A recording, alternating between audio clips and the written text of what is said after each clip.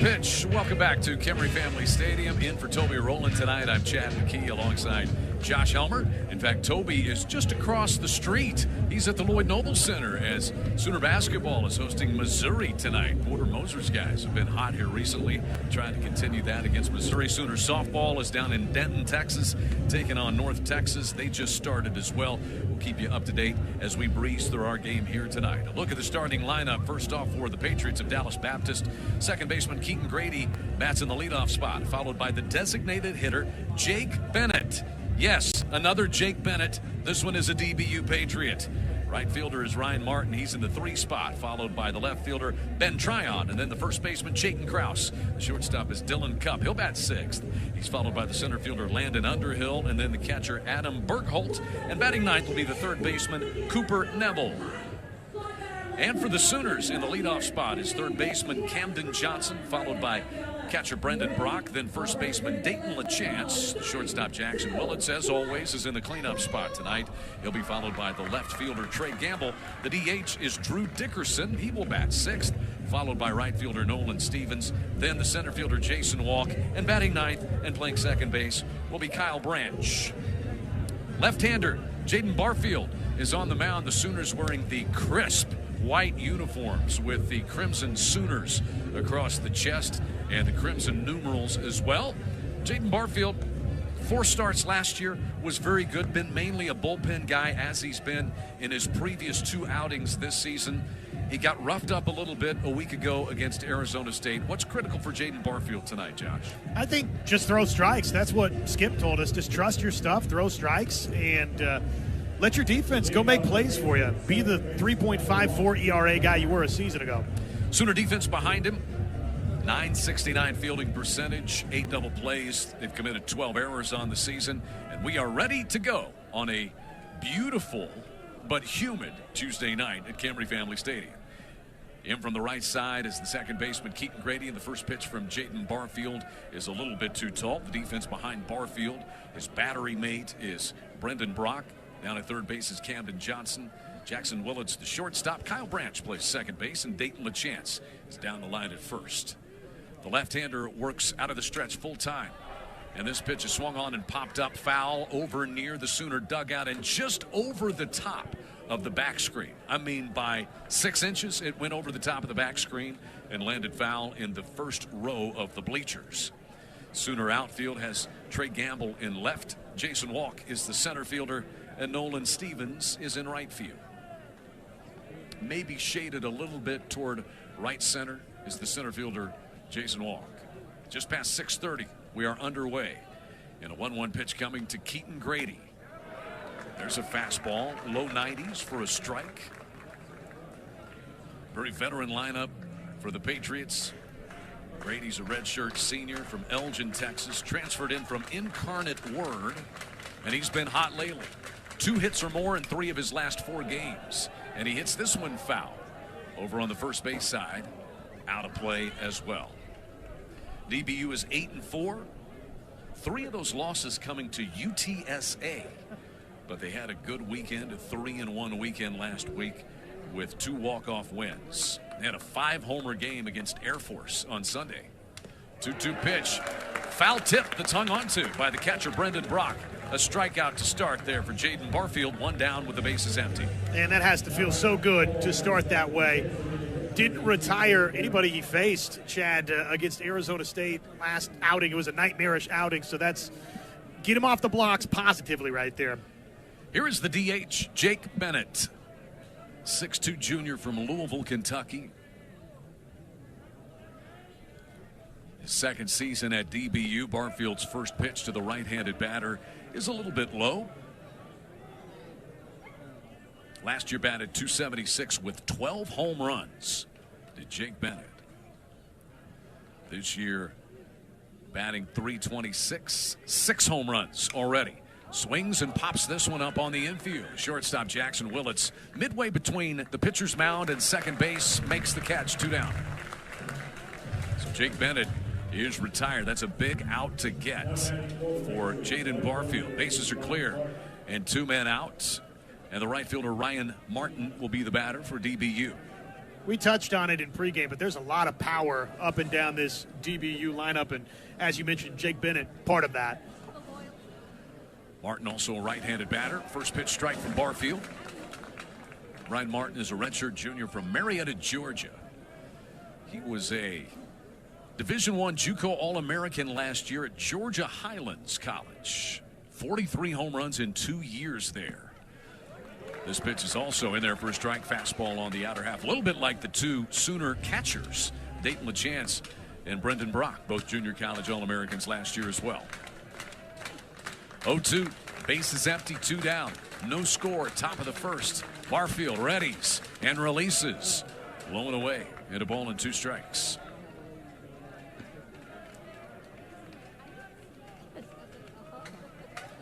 Ryan Martin has reached base safely in all 12 games so far for DBU. The next one is downstairs. 2 balls and 2 strikes.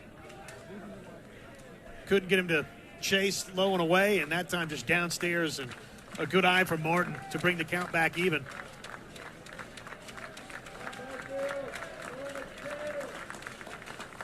Barfield ready with a 2-2 pitch. Little bit up and in, and now full count from 0-2 to 3-2 on Ryan Martin. Barfield really this year the issues are with walks. Last year he struck out 21 and walked only 10. This year 4 walks and 1 strikeout coming in. 3-2 pitch, threw it past him, swinging. So 2 strikeouts in the inning for the sophomore lefty Jaden Barfield, and no score headed to the bottom of the first inning in Norman. This is Sooner baseball from Learfield. Tonight's game broadcast is brought to you by the OU Community Cornerstone Partners, Fowler Auto Group, OG&E, OU Health, and Coca-Cola. University of Oklahoma Athletics, one with you. We've got no score headed to the bottom of the first inning. Sooners coming to the plate for the first time tonight. Camden Johnson, Brendan Brock, and Dayton LaChance set to dig in against Liam Watt, left-hander who's been the best arm on staff so far for DBU this year. But he is making his first start. His prior 6 appearances have come out of the bullpen. 1.04 ERA certainly gets your attention. But this is his first start as a Patriot, his 2nd season at DBU.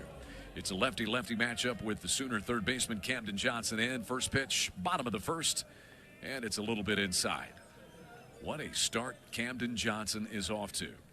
21 runs scored, leads the SEC, and is 2nd in the country.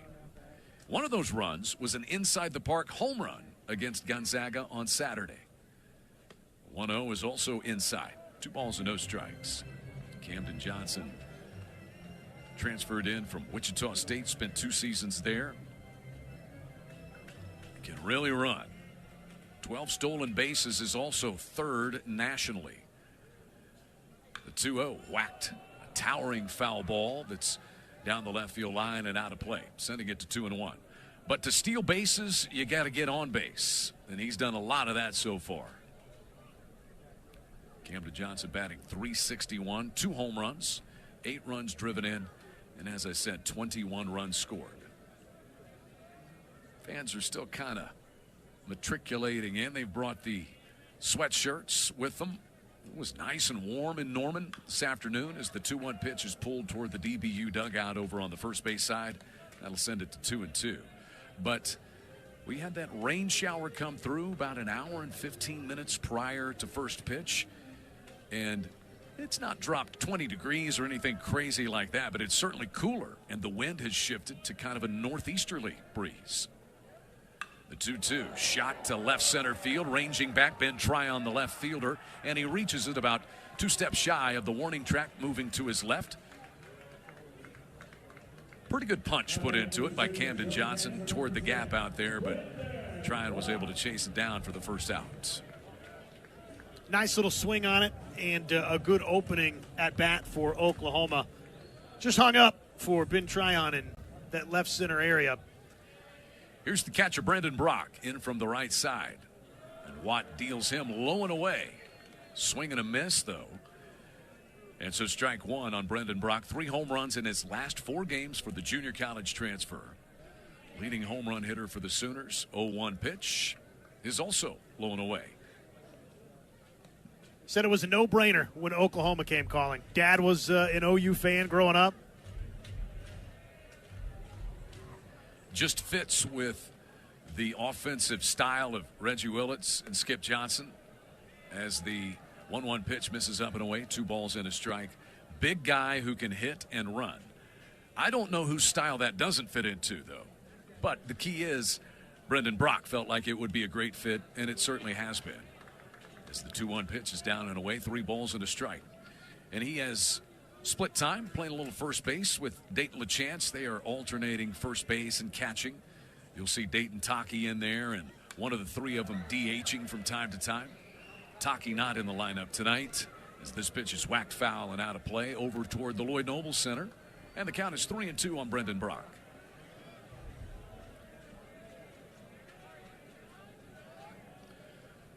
The 3-2. Strike 3 called. He was trying to buy the call. He took off toward first base, but looked like a pretty good pitch there. And that's out number 2 as Watt strikes out Brendan Brock. Just froze him for strike 3 right there. Good pitch. So 2 down, base is clear, and the batter will be Dayton LaChance, the Sooner first baseman. Dayton LaChance has driven in 13 runs in 12 games, and that's without a home run so far. As the first pitch is in there from Liam Watt, and you expect the home runs will come. Last year at McLennan Community College, where he was playing for Skip Johnson's son Tyler, who is now on the DBU staff. Dayton LaChance hit 21 home runs and drove in 104 runs. He swings and misses here, and he's down 0-2 against Liam Watt. Bases are empty, 2 down, no score in the bottom of the first.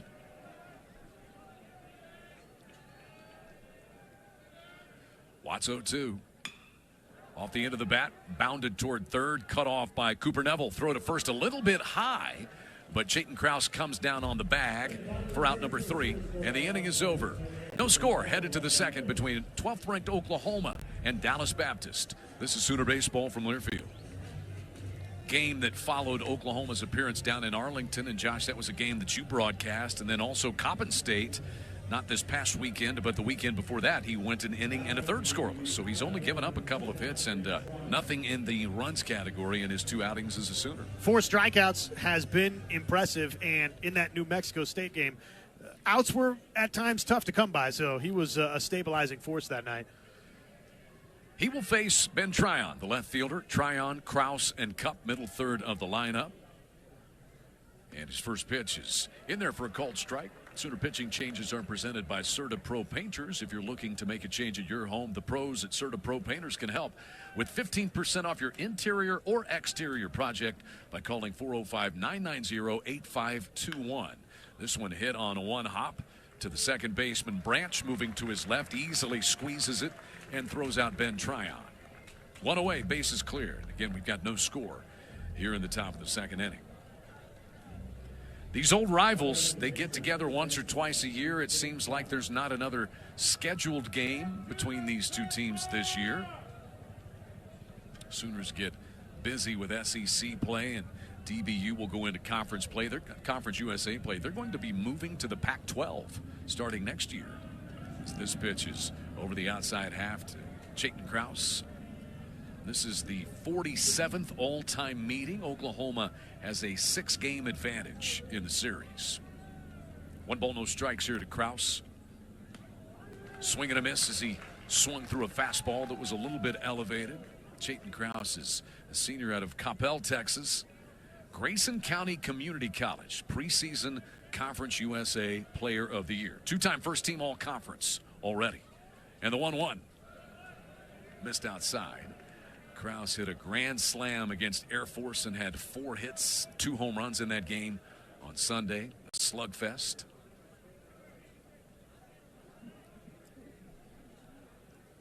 Right-hander to right-hander.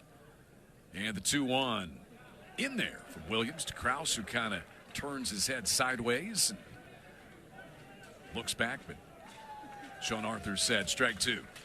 Krause had a couple of home runs against OU in that first contest last year as well. Sooners have shifted around with 3 infielders on the third base side as they have shifted Branch over more into a traditional shortstop spot.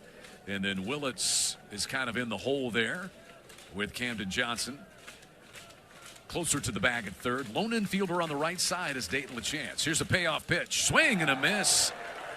That's 3 strikeouts for Sooner pitching. Isaac Williams, fans Chayton Krause for the second out in the second inning. And another big out to get. Again, Krause homered a couple of times in that first meeting against Dallas Baptist last season. Drove in 6 runs, so a big punch out for Oklahoma. Here's the shortstop, Dylan Cupp, in from the right side. Out of the stretch full time is Isaac Williams, even though there's nobody on base. And he whips a fastball low and away to Dylan Cupp.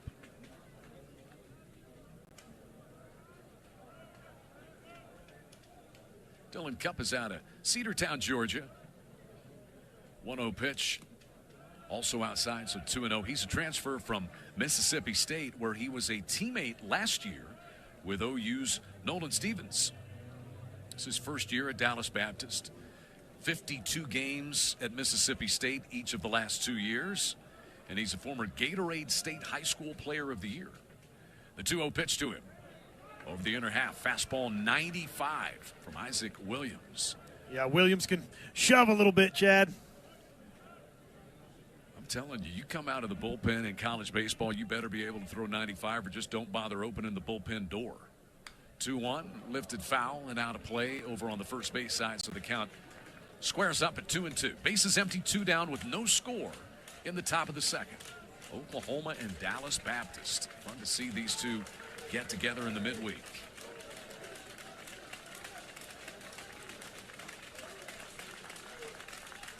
The 2-2 got away from him. Up and in. Up around the hard hat of Dylan Cupp. And the count goes full. Good to see the fans out here. Really, this is like the first night baseball game that we've had at Kemry Family Stadium this year. Had some afternoon games that kind of moved into the early evening hours. 3-2 pitches swung on and missed. Back-to-back strikeouts to end the second for Isaac Williams out of the bullpen. Sooner pitching, retiring the first 6 Patriot hitters. And we're scoreless, headed to the bottom of the second inning in Norman. This is Sooner Baseball from Learfield. Your new home awaits at the Carlstone in Norman. Get your kids into the game and behind the scenes by joining the OG&E Sooner Kids Club today, presented in part by Orthodontics exclusively and Devon Energy. Sooner Kids Club delivers exclusive behind-the-scenes access, year-round ticket offers, Sooners gear, and more. Learn more and join today at Soonersports.com/Kids Club. Leading things off for the Sooners here in the second, Jackson Willits swinging at the first pitch from Liam Watt, and he comes up empty. 0-1. Left-hander to right-hander. This one popped up, hit foul and out of play over toward the seats on the first base side, and it lands on the hill. Rolls on down there. So 0-2, Jackson Willits off to a good start. Had an RBI in each of his first 10 games, 5 multi-RBI games, and he already has 2 walk-off hits this year. Lines this one down the right field line and foul toward what used to be the visitors' bullpen here at Kemry Family Stadium. Jackson Willis, a walk-off bottom of the 9th double. Going to come from behind win over Arizona State last Wednesday night.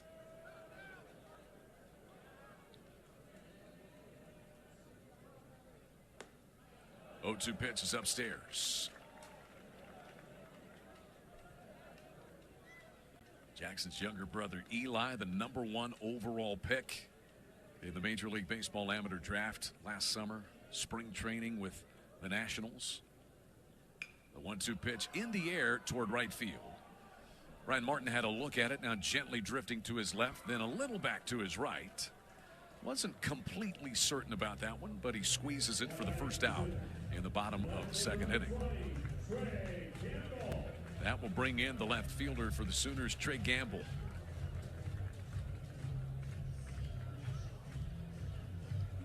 Don't believe I fully have set the DBU defense. Shame on me. Let me get to that here in just a moment as Gamble stands in for a lefty-lefty matchup. First pitch a little bit downstairs Adam Bergholt is the catcher. Cooper Neville down at third. Dylan Cupp, the shortstop. Keaton Grady is at second base. And Chayton Krause, the first baseman. Ben Tryon, Landon Underhill, Ryan Martin from left to right out in the outfield. And Trey Gamble takes ball 2 a little bit inside. 2-0 to a guy who is just great at drawing walks. He's hit 3 home runs, driven in 14 with a .385 batting average. Leads the Sooners in hitting and pulls this one to the right side. Out into the shallow right field grass to pick it up. The second baseman, Keaton Grady, flips it over to first for the second out. Bases are clear. Nobody on and no score in the bottom of the second. And the batter will be the DH, Drew Dickerson. Drew batting at .316. Left-hander to right-hander. And the first pitch is over but low from Liam Watt. We will, as you said, Josh, see how far Liam Watt goes tonight. Making his first start in a DBU uniform. 1-0 pitch hit hard under the glove of the third baseman, Cooper Neville. That is headed toward the wall. In fact, it rolls all the way to the wall in straightaway left, where Ben Tryon, the left fielder, picks it up. But that is a scalded double on the ground off the bat of Drew Dickerson, who has the first hit for either team tonight. Sharply toward third base, and nothing Neville could do. A 2-bagger standing. So Drew Dickerson in immediate scoring position with 2 down. That is double number 2 for Drew. And an RBI chance here for the Sooner right fielder Nolan Stevens.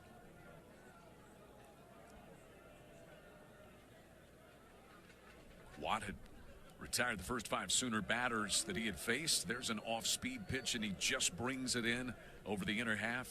In this lefty-lefty matchup, Nolan Stevens was just kind of sitting on it all the way. 0-1 the count. Stevens has a look at another one. That one was a fastball. And strike 2 called. So quickly 0-2 to Stevens. Nolan, .348 hitter. Hit 2 home runs last week. One against Arizona State 1 week ago tonight, in fact. It was his first Oklahoma homer. Down in the count 0-2 here, though. And pulls this one foul. Keeps the at-bat alive. It is $2 takeover night here at the ballpark. $2 sodas and certain concessions that you can take advantage of. Hot dogs. Beer, popcorn, I think. I hope so, because we've advertised it. 0-2 on Stevens. Watt deals. Hard hit ground ball, but right at the shortstop, Dylan Cupp. His throw to first is in time, and the inning is over. So a 2-out double by Dickerson. He's left stranded, though. We've played 2 as the 12th-ranked Sooners and the DBU Patriots are scoreless. This is Sooner baseball from Learfield. It was a 9-point lead. I think that's how it went to the half. We are scoreless here at Camry Family Stadium. Lower third of the order for the Patriots of Dallas Baptist, set to stroll to the plate against another Sooner pitcher, and that is Xander Mercurius. Going to see Xander here tonight, the younger brother of LJ, who has been fantastic this year. So Xander Mercurius, just a freshman. He's also out of Las Vegas, Durango High School. LJ had a couple of years collegiately at UNLV before they both came to Norman. LJ is a transfer. Xander is a true freshman. He goes to work against Landon Underhill, left-handed hitter, and misses wide. Another Serta Pro Painters pitching change. The professionals at Serta Pro Painters can help with your next project. Get 15% off when you call 405-990-8521 and let Robert and Jonathan take care of you. 1-0 is whacked at and missed. It was kind of low and in, and Underhill couldn't hold up. 1-1 the count on Landon Underhill.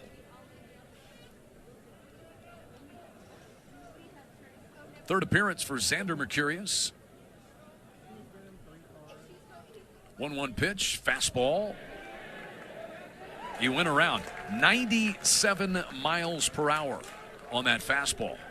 And I think Underhill was ready to tune it up, but midway through realized, hey, that thing, I'm not catching up with that.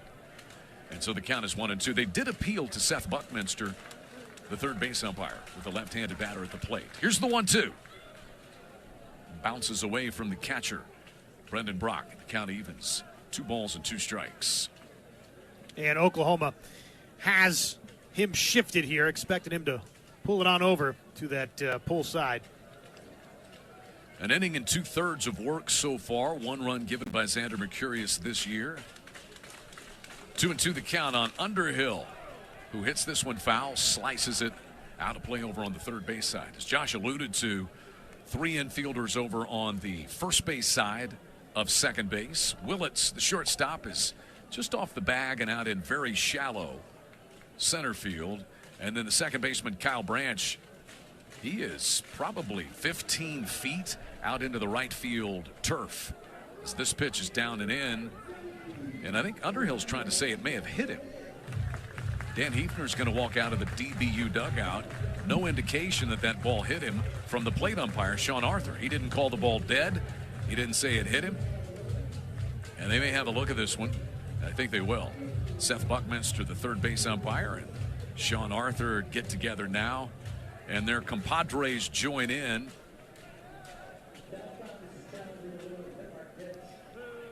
DBU is challenging, saying that it was a hit by pitch, and we have our first McIntyre Law official review. Connect with McIntyre Law's team of award-winning Oklahoma personal injury attorneys. Couldn't tell, certainly. And you want to take another look at it here? Yeah, we've got Josh is good with replay. In fact, you may be as good as the actual replay system, Josh. I don't know about that. We're having another look at it. It's impossible to tell. I mean, that's a 95-mile-an-hour fastball. If it hit him, it was right on that kneecap. It just skimmed past it.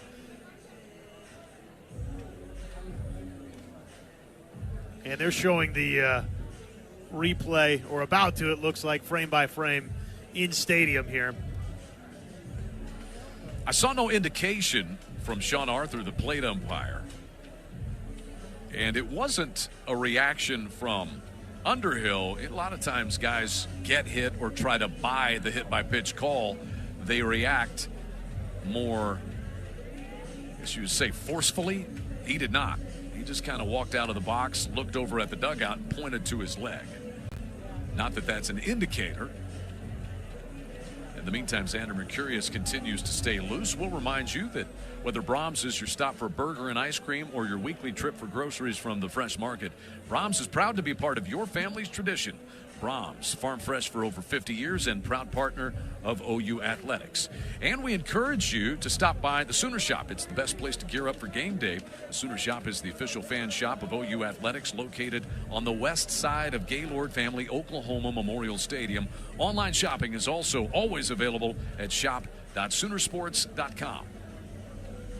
I believe it wound up being Josh Perez, the first base umpire, and Seth Buckminster, the third base umpire, who went to have a look at it. And once again, they look at the replays just past the Sooner dugout over on the first base side. There's a camera well back there and the equipment for the video reviews. We do not have the full review capabilities. We will once we get into conference play. We'll be able to bring you all the necessary angles. But tonight we do not have them. I just would have to think, Chad, that'll be hard to overturn. Yeah. It didn't look like it was clear and conclusive. It was very close, and it very well might have skimmed that kneecap, but I just going to review and thinking that you have the clear angle, I think is going to be tough. Could not see a change in the trajectory of the ball as it came past. We have a decision to be rendered here.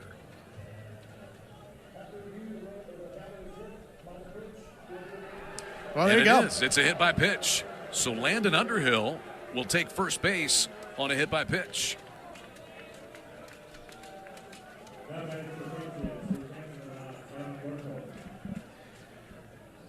Leadoff man reaches in the third. Landon Underhill is the first base runner of the night for the Patriots. That brings in the catcher Adam Bergholt, right-handed batter. So out of the stretch is Xander Mercurius. First pitch downstairs. And see how he responds to some early traffic now. 1-0 pitch in there. 93-mile-an-hour fastball for a called strike to Adam Bergholt. Adam Bergholt, a senior from Edna, Minnesota, transferred from Iowa Area Community College. Hit 7 home runs last year. Didn't play all the time. 1-1 pitch. He is a little bit low and away. He platooned at catcher with Grant Jay, who was an All-American. That took a little wear and tear off the knees of Jay and also let Jay play in the outfield a little bit more. 2-1 the count. In the air, foul. Out of play over the first base side, and the count squares at 2-2. This year, 2 home runs, 9 driven in, and a .367 batting average for Adam Bergholt. No score in the top of the third. The Sooners have the lone hit. The Patriots have their first base runner of the night with a hit by pitch to start the third. This one is hit well down the right field line. Fading foul. Long run over there to the former visitors' bullpen, and it's out of play. So the count stays 2-2 on Bergholt. Put a good swing on that one. Activity continues to just buzz about in the Sooner bullpen down the left field line. Bullpen situation, Oklahoma is back down the left field line as of this past weekend. 2-2 pitch. Breaking pitch is lined to right. Over to get it, Nolan Stevens plays it on a backhanded hop and rifles it back in. But a threat brewing here for the Patriots in the third. Underhill hit by pitch. And Adam Bergholt, the catcher, has the first Patriots hit of the night. A single into right field. This bottom third of the order, getting something cooking. Nobody out. No score. Top of the third. And Cooper Neville, the number 9 batting third baseman, climbs in from the left side of the plate. Sooners bring the first baseman, Dayton LeChance, inside onto the grass. Third baseman Camden Johnson is about even, and Mercurius turns and just kind of lofts one out to the shortstop, Jackson Willits. Just getting the attention of Landon Underhill out there. Cooper Neville digs in. Left-handed hitter lays his bat on his back shoulder. Now squares and shows bunt as Mercurius comes set, and it's bunted foul. Popped it back to the back screen.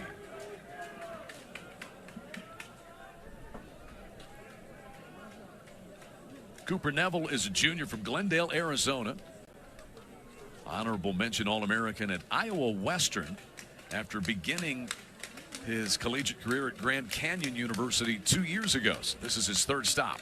Shows bunt, takes the pitch, and Mercurius just rifles a 93-mile-an-hour fastball on the inner half. It's 0-2 on Cooper Neville. We'll see what the play is here. Runners at first and second with nobody out. Perfect sacrifice opportunity, but Neville hasn't gotten the job done yet. Xander Mercurius is set.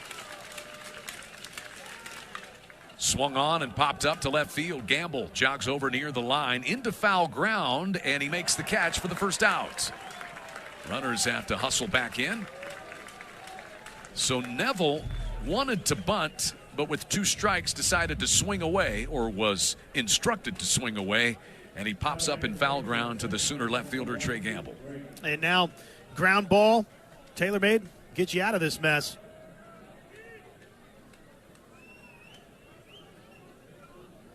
See the Sooner catcher Brendan Brock out to signal defensive assignment to the infielders. Leadoff man Keaton Grady is in. He struck out against Jaden Barfield to start the game. Facing Xander Mercurius, and he was looking for that fastball, and Xander threw him a breaking pitch. He swung over the top and missed. 0-1. Yeah, he's been up at 97, and that, the off speed at 81 is tough to deal with. Right-hander to left-hander here with an 0-1 count. And the next one is a little bit low. That was a fastball from Xander Mercurius. Landon Underhill was hit by a pitch to start the inning. Adam Bergholt followed him with a single. They are at second and first respectively with 1 away. We got no score here in the third. Mercurius tried another breaking pitch, but it stayed a little bit outside. And it's 2-1 to Keaton Grady.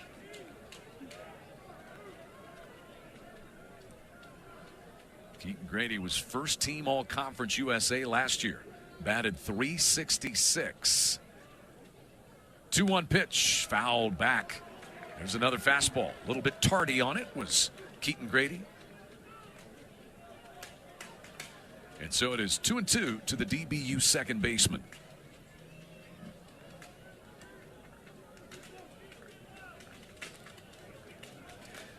Not holding against Bergholt at first base. LaChance plays behind him.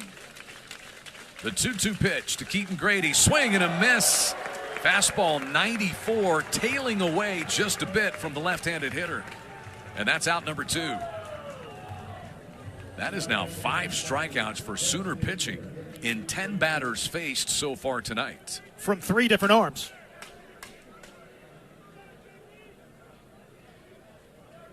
So 2 gone, runners at first and second. And the batter is Jake Bennett, the DH. He popped up to the Sooner shortstop Jackson Willits his first time. Big-time home run pop, 6 of them already. And after the first pitch, fastball, but comes up empty. It's 0-1.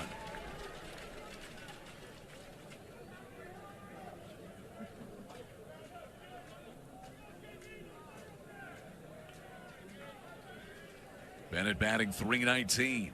Xander Mercurius ready with an 0-1.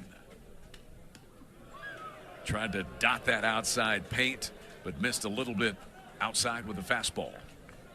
Looked like he was telling Brendan Brock, hey, that's on me. I just missed the spot a little bit.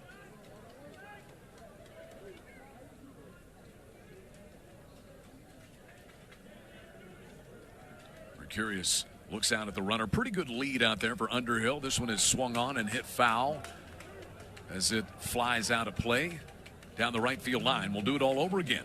Runners were moving on the pitch that time. Count 1-2. Good action early in this game.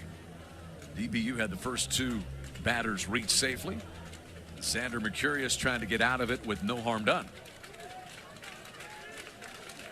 Jake Bennett, same name as the former Sooner, who is now with the Red Sox, the pitcher. Break and pitch, and that's a little bit outside. Yeah, Jake Bennett, Skip Johnson was talking about Jake Bennett in the pregame. He said they have not had a real midweek starter, the Sooners, since Jake Bennett before COVID. That's been a minute. This is a Johnny Holstaff kind of night for the Sooners. Third pitcher already in the 3rd inning. And a curveball, he checked his swing and fouled it up the first base side. So Xander Mercurius had him fooled. The count will stay 2-2. Skip had said it's just the way these guys grow up playing baseball now. They a couple of innings and they're done. And you would like to have a freshman, ideally, that comes in, pitches the midweek games, maybe a little bit on the weekends, and you just build it into a weekend starter the next couple of years. Not the way it always works, though. 2-2 pitch. Just a little upstairs with a fastball, and now we got action. They'll start the merry-go-round. 3-2, 2 down. No score in the top of the 3rd. And the payoff coming to the dangerous Jake Bennett.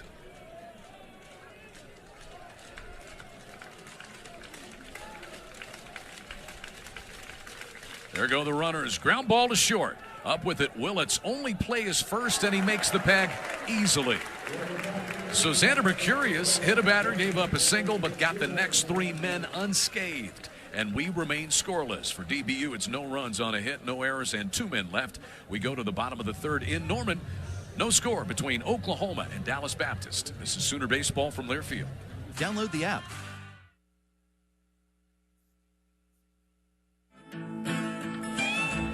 We'd like to thank our OU community outreach partners, Fowler Auto Group, OU Health, OG&E, and Coca-Cola. The University of Oklahoma Athletics, one with you. No score as we hit the bottom of the 3rd inning at Kimry Family Stadium.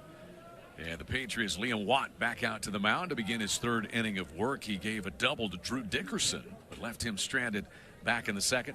Goes to work against Jason Walken. This is outside with the first pitch to the right-hand batting Sooner center fielder, who takes the next in there for a cold strike. 8, 9, and 1 in the Sooner lineup, as Walk is followed by Kyle Branch and then Camden Johnson. And Liam Watt ready, working quickly. Deals, catches the outside edge, off-speed pitch there. 1-2 on Jay Walk. Jay Walk trying to get going. 179 the batting average. Driven in 2 runs.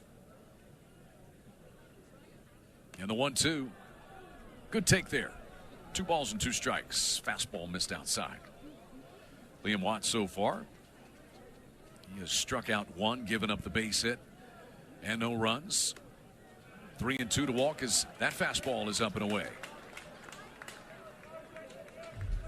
And with Jason Walk, a walk can be like a double.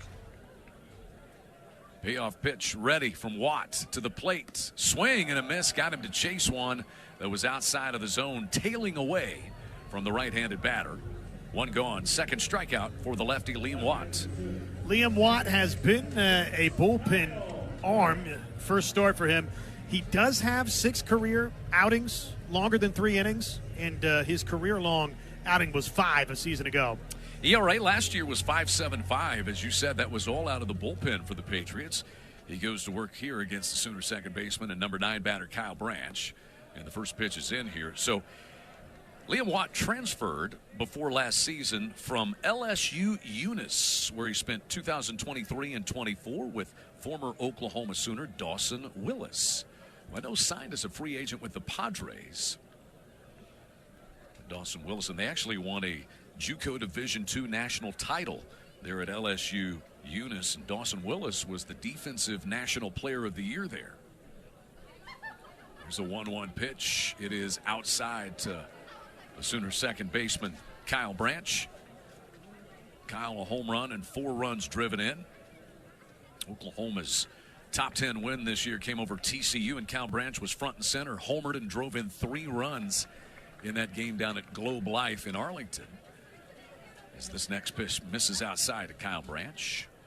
3-1.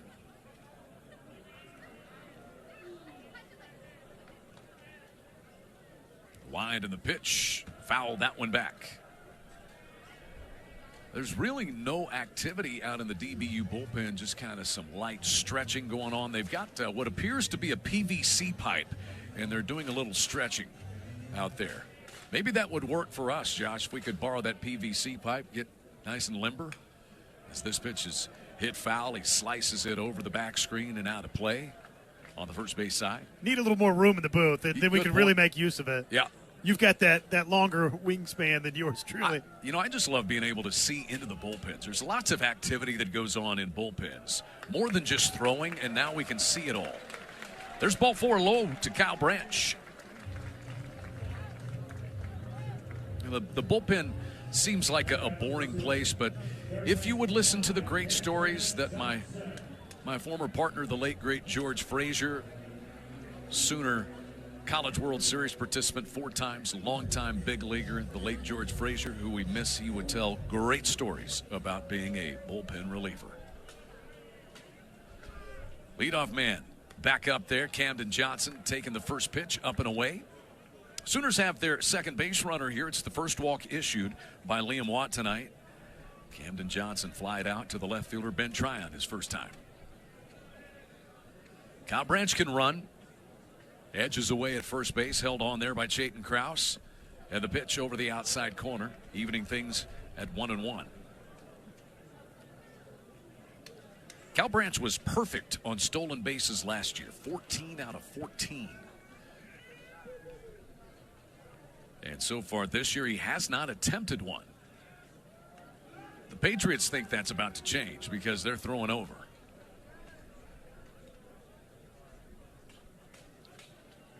Camden Johnson off to a great start as a Sooner, as we said.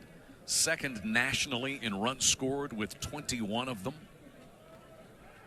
1-1 hit foul and out of play. Hit an inside the park home run against Gonzaga Saturday. And asked him about it. He said all the cards kind of have to line up for that to happen. You got an outfielder that dives for a ball and misses. You got to have a great set of wheels and a third base coach with faith. The 1-2 base hit, turned on that one, drove it into right field. Branch is going to stop at second base as Ryan Martin gets it back up and in. And the Sooners knocking on the door here. Branch walks. Camden Johnson hit by pitch. Runners at first and second and 2 down. and Branch just had to hold up just for a second to let that baseball go through. Back to the inside the park home run. I said, when did you know that it was going to be an inside the parker? He said, when I saw Russell Raley waving me in from third. Then you just run like a thoroughbred in the home stretch. And he had the inside the parker. Liam Watt faces catcher Brendan Brock here. Brock struck out looking his first time. Sooners have their second man in scoring position tonight. Drew Dickerson doubled in the second and was left out there. 0-1. Hit foul out of play over the first base side. Well, that speaks to the great trust that you have with your third base coach over there, that if he's giving me the sin sign, I'm making it. I'm in. And I was assuming that it was not his first ever inside the park home run. I was correct. This is well hit. Brendan Brock blasts one to left center field. Ranging over and nearly colliding with the left fielder Tryon is Underhill. And that one is caught by Tryon, the left fielder. A long, loud out off the bat of Brendan Brock, and well played out there. Good communication between Underhill and Tryon because they were both moving at full speed. That could have been dangerous. That was a get you out of your seat swing when it left the bat, directed out toward the power alley, and I, like you, thought that maybe he had gotten all of it. Not quite. So 2 down. Runners have to go back, and Dayton LaChance is the Sooner batter. And now Watt is going to use the inside leg move and throw back behind the runner, Kyle Branch, at second base. It is the second baseman, Keaton Grady, taking the throw. He is near the bag. The shortstop, Dylan Cupp, is pretty deep in the hole at that spot. First pitch, fastball outside to Dayton LaChance. Dayton grounded out to Cooper Neville, the third baseman. Sooners have no runs on 2 hits, no errors. Patriots no runs on a hit with no errors. And the next one is an off-speed pitch that darts through there for a cold strike. That'll even things at 1-1 to Dayton LaChance. Mercurius found a way to navigate through some traffic, get that final out. See if Dallas Baptist can do the same, or if Oklahoma can find a timely 2-out hit. Another throw out to second base to the second baseman, Keaton Grady. And Branch is back in safely. Dayton LaChance batting .351, no homers, 13 runs driven in. Feels like that first Sooner home run is going to come, and when it does, it may open the floodgates. And the 1-1 hits that one foul. Out of play on the first base side, just past our press box here at Kimry Family Stadium.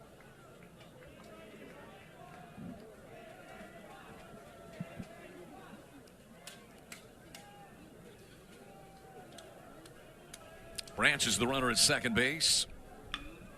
This one is hit well down the left field side, but foul. So it stays 1-2 on Dayton LaChance. They're not paying much attention to Camden Johnson over at first. He runs there. So if LaChance could put one in a gap somewhere, you could see Camden Johnson off to the races. 1-2 from Watt. Pulled, foul, just outside third. It'll stay 1-2. This game about an hour old. We're in the bottom of the third inning with no score. Flirting with that third base bag, left field line.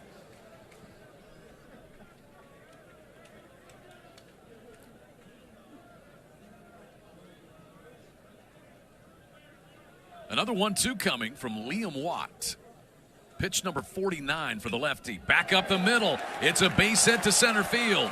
The speedy Kyle Branch churning for home. He will be there. The throw cut off. Now it goes to second base. And the tag is applied to Dayton LaChance. He's out. That is the third out. So the Patriots cut the throw off. The Sooners do get the run as it crossed the plate well ahead of the out at second base. And Oklahoma is on the board. It's an RBI single by Dayton LaChance. But a man left on. A run on 2 hits for the Sooners, who carry a 1-0 lead to the top of the fourth inning here at Kimry Family Stadium. This is Sooner Baseball from Learfield. And 4 innings, 4 pitchers for Skip Johnson and the Sooners tonight. That means we've got a CertaPro Painters pitching change. If you're looking to make a change at your home, the professionals at CertaPro Painters can help right now with 15% off your next painting project. Call 405-990-8521.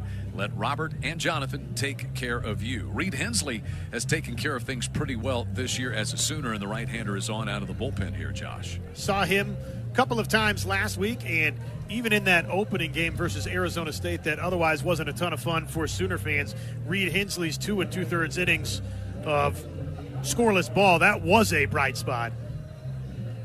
1-0 Sooners on top of the 4th inning. And Hensley set to face 3, 4, and 5 in the lineup here. Ryan Martin to lead things off. Right-hander versus right-hander against Reed Hensley. 2.94 ERA last year for Reed Hensley was very good. 23 appearances. Opponents only hit .205 against him. This one is swung on and hit high in the air down the left field line. It's in fair territory, about medium depth out there, and Trey Gamble jogs over. He was a little bit shaded toward left center field, but he runs it down easily out there for the first out. Ben Tryon will be the batter. Yeah, Reed Hensley, just reliable Reed, you almost say. A guy that I think Skip Johnson feels like he can throw any situation, any opponent, and he can get you some outs. Ben Tryon grounded out to second base his first time. Wind is coming from the north, would you say, Josh? I'm going to look at the official weather app to get the exact direction. 1-0 pitch. I say that in shock because it is such a rarity this time of the year to have anything but a south or southwest wind. Yeah, that southwest wind is a staple, and it's kind of been swirling around on us a little bit ever since that brief set of showers came through here. 2-0 pitch in there. Strike, fastball over the outer half. So they got 68 degrees. And the wind is out of the due north at 6 miles per hour. The next one is down and in to Ben Tryon. So 3-1 to the DBU left fielder.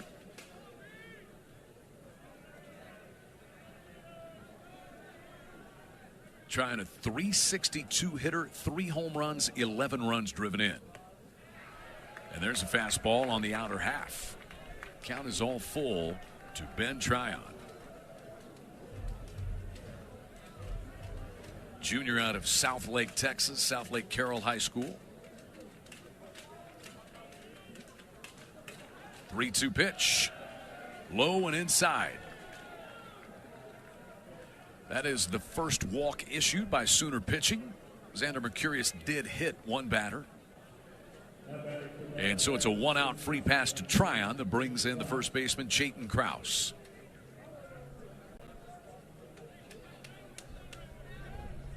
Third base runner of the game for the Patriots. Krause, dangerous guy. 4 home runs, 15 runs driven in. And Hensley's first pitch is over but low for a ball.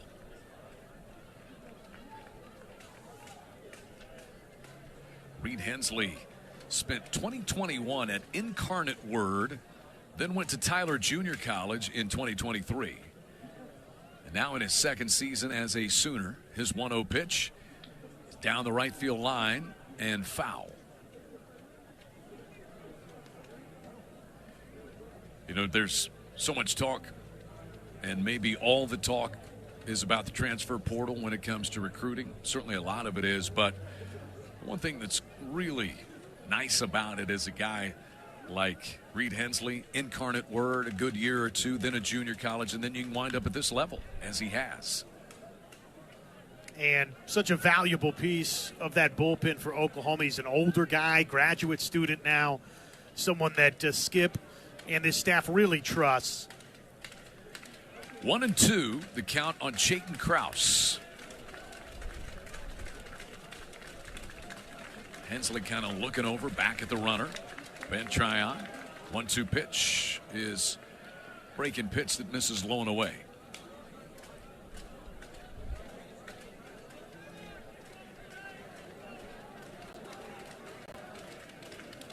Jaden Krause has had quite the baseball journey. He has seen some of the world as a baseball player. 2-2 pitches up and in. Played for New Zealand in the 2022 World Baseball Classic, and also played in the Little League World Series for Lewisberry, Pennsylvania back in 2015. Now that's taken advantage of what the sport has to offer. Here's the 3-2 pitch. Ball 4. Missed outside. The runner was moving, Ben Tryon, but he puts the brakes on because he gets to go to second base. Back-to-back walks to Tryon and Krause, and a threat brewing here for the Patriots. Brendan Brock wants a quick word with his pitcher. Try to settle him down. So we'll take a moment to remind you that for all things college baseball, including live games and talk, tune in to Sirius XM College Sports Radio Channel 84 and streaming on the Sirius XM app. We also want to thank our concession partners, Sooner Sports Properties, with Anheuser-Busch, Fletcher's Original Corny Dogs, Coca-Cola, Frito-Lay, The Baked Bear, Taco Mayo, Wonderfolk, and Boomerang Diner. And Skip Johnson is also out of the dugout for this conversation. All the infielders getting in on it. And a leisurely stroll out by plate umpire Sean Arthur to break up the conversation. I have not seen an indication to the bullpen. There is somebody standing on one of the mounds out there that might be ready, and it'll just be a mound visit here from Skip. Onward will continue Reed Hensley. He'll face the shortstop Dylan Cupp with runners at first and second and one away in the top of the fourth in a scoreless ball game.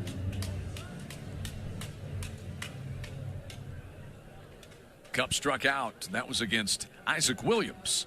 Jaden Barfield, Isaac Williams, Xander Mercurius, and now Reed Hensley. 4 pitchers in 4 innings for the Sooners.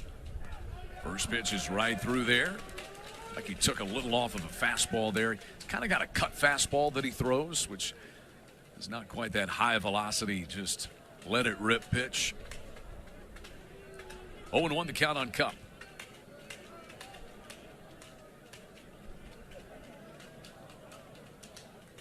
Hensley back with another one, a shot into center field, but right at Jason Walk, who puts the brakes on, squeezes it, and the runners have to retreat on a hard hit line drive to center off the bat of Dylan Cupp. That's out number 2. And we'll see if Hensley in Oklahoma for a second consecutive inning can leave a couple stranded aboard and one in scoring position. Indeed, the Patriots left 2 out there in the third. They had the first 2 batters reach, but Mercurius stranded them. And now it is runners at first and second, 2 gone for Landon Underhill. Right-hander to left-hander. Hensley's pitch is up and away. Underhill got hit by a pitch in the third, and he was one of the 2 left out there.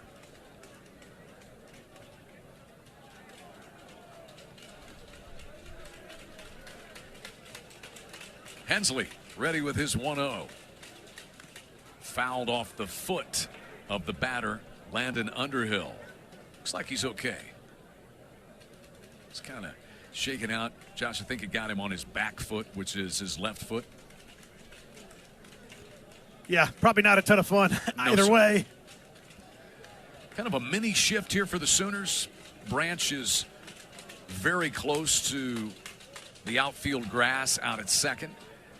And Jackson Willits, the Sooners shortstop, is, I'd say he's 12 feet away from second base bag as the next one misses to Landon Underhill, and it's 2-1. Feels like a dangerous pitch right here for Hensley. 2 balls and a strike to Landon Underhill.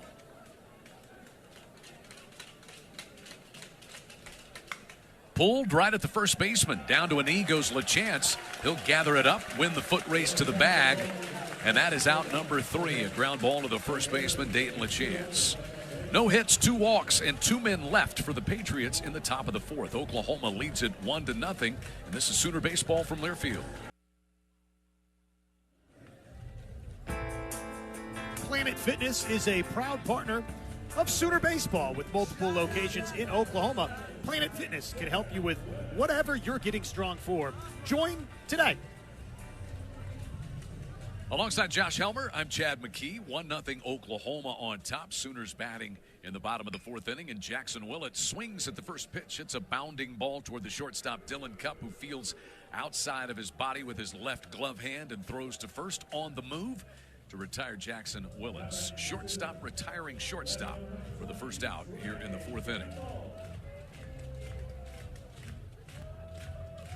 That brings in Sooner left fielder Trey Gamble. Back out is Liam Watt. He's been good so far for the Patriots. This left-hander, 3 1/3 innings of 3-hit ball, did surrender the 1 earned run, a walk, and 2 strikeouts. And there's a strike to the left-hand batting Trey Gamble. A little bit of activity starting out there in that Dallas Baptist bullpen. Some light throwing. This will be pitch number 56, and it is a little bit inside to Gamble. Trey Gamble grounded out to the second baseman, Keaton Grady, his first time. Batting .370, tops on this Oklahoma ball club. 3 homers and 14 runs driven in. Hard hit ground ball, but barely a couple of steps to his left to scoop it up is the shortstop Cup. And the peg is in time for the second out. So a couple of ground balls to short hit by the Sooners, and the bases are clear with 2 down. Oklahoma leads 1-0 here in the bottom of the fourth. First time up, Drew Dickerson. Boy, he rifled one over there past third. And here he is with the bases empty and 2 down. Left-hander pitching to right-handed hitter. Dickerson takes, and that's a strike.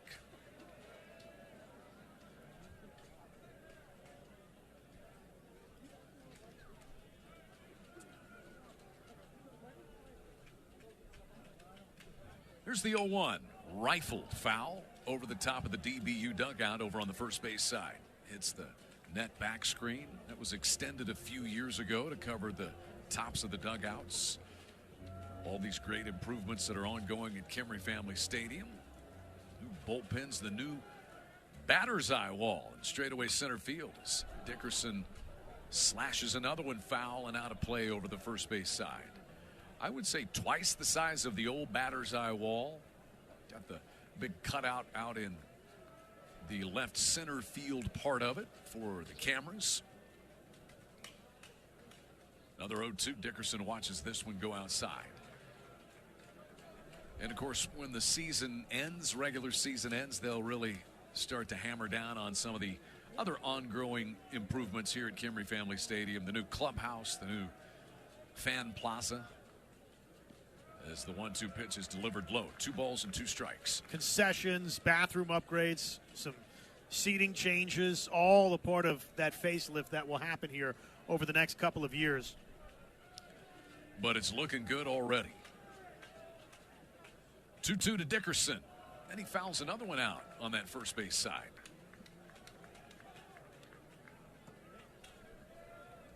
.350 hitter with 2 home runs and 9 runs driven in. Not always easy to not know exactly when you're going to be in the lineup, but Drew Dickerson has made the most of his opportunities. And he spoils another one. Foul ball, that came back up and got a little piece of him. Not much, though. I think he's okay. It stays 2-2.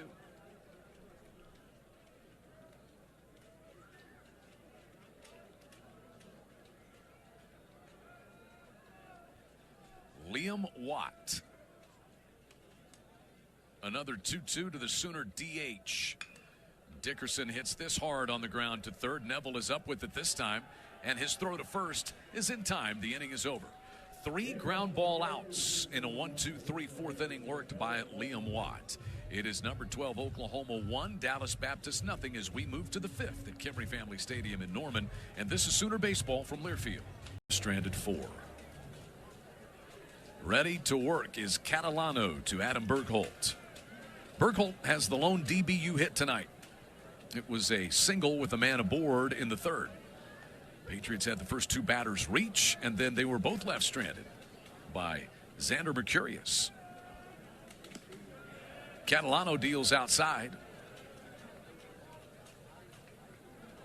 Michael had a very good freshman year, 22 appearances, ERA of 4.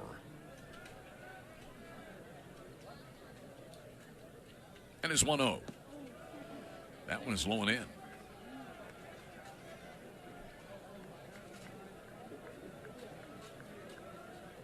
First time out this spring, he struck out 4 in 2 2/3 innings. And then the rough spot against Arizona State. His 2-0 pitch is fouled out of play. And it's 2-1 now to Adam Bergholt. A second inning that I'm sure he's ready to turn the page on here tonight.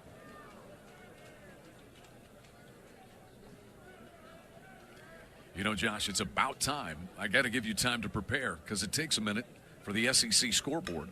As this 2-1 pitch is a fly ball to center field, more toward right center. Jason Walk easily takes care of that one. Okay, may take a minute, couple of outs to get through, so let's get started. It is your SEC scoreboard presented by Air Comfort Solutions, your total home solution for plumbing, heating, air conditioning, and electrical. Make the winning call today. Number 6, Arkansas, a final 10-2 over Oral Roberts. Number 19, Tennessee today, 7-1. They take care of East Tennessee State. A final, number 21, Kentucky beats Eastern Kentucky 10-0. Left-hand batting, third baseman Cooper Neville is in. And he takes the first pitch low and in from Catalano. 22nd ranked Texas A&M. They beat Incarnate Word. Talked about them earlier. 11-1 was the final there down in College Station. Catalano ready with his 1-0 to Cooper Neville, and it's in there. Count is even at 1-1. Alabama slips past Jacksonville State 6-5. That's a final now down in Tuscaloosa. Catalano 1-1, and that's bounced foul over toward the first base side. All right, Josh. Surprising score in Nashville. Central Arkansas 5, Vanderbilt 4. Florida, they have topped Florida Atlantic 4-0, the final tally there. Sooners have a shift on here. Willits, the shortstop, is behind the bag at second as the 1-2 pitch just missed outside to Cooper Neville. So the count is 2 balls and 2 strikes. I think you're getting close. Number 10, Georgia 11. Kennesaw State 1. That's a bottom 8 score. South Carolina leads USC Upstate in the 7th, 8-3. Got a big top 25 matchup between Southern Miss and Mississippi State. First the 2-2, and he slashes that one foul. Trying to go to the opposite field. The Sooners have only one infielder over on that side of the infield.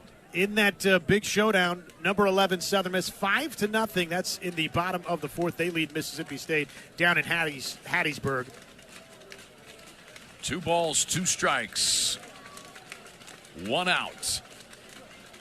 Michael Catalano working to Cooper Neville with the bases clear. And that grazed him on the top of his foot. And so Cooper Neville hit by pitch. He heads to first base with 1 away in the 5th inning. 3 more scores for you. Number 7, Auburn, 3-0. They lead Sanford in the 5th.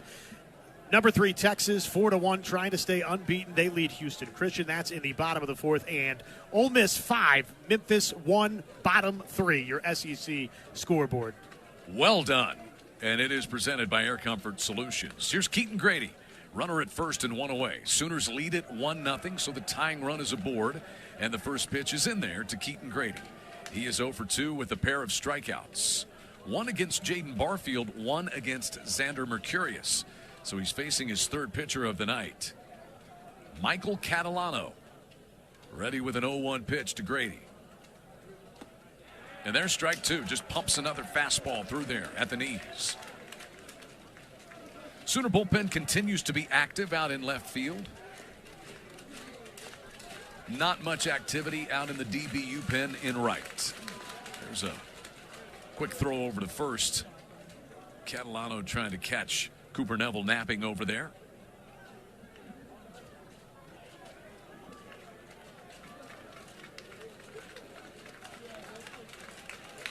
The 2-strike pitch. There goes the runner. The pitch swung on, sliced down the left field line. Long run into the corner, caught in fair territory by Trey Gamble. And Cooper Neville, who was off with the pitch, has to race back to first base on the 2nd out here in the 5th inning. Right idea there by Keaton Grady. Oklahoma with just the 1 infielder over on the left side, but he flies out to Trey Gamble in left, and now it's Jake Bennett. Felt like Neville was about a third of the way down the baseline before Catalano ever even released that baseball there on that pitch. Did get a good jump, but he's back at first with 2 down. Bennett is 0 for 2. Catalano deals. And a little bit downstairs. Bennett has popped up to short and grounded to short. A .313 hitter with 6 home runs. Michael Catalano, the Sooners sophomore, wheels and throws over to first. And Cooper Neville is back in.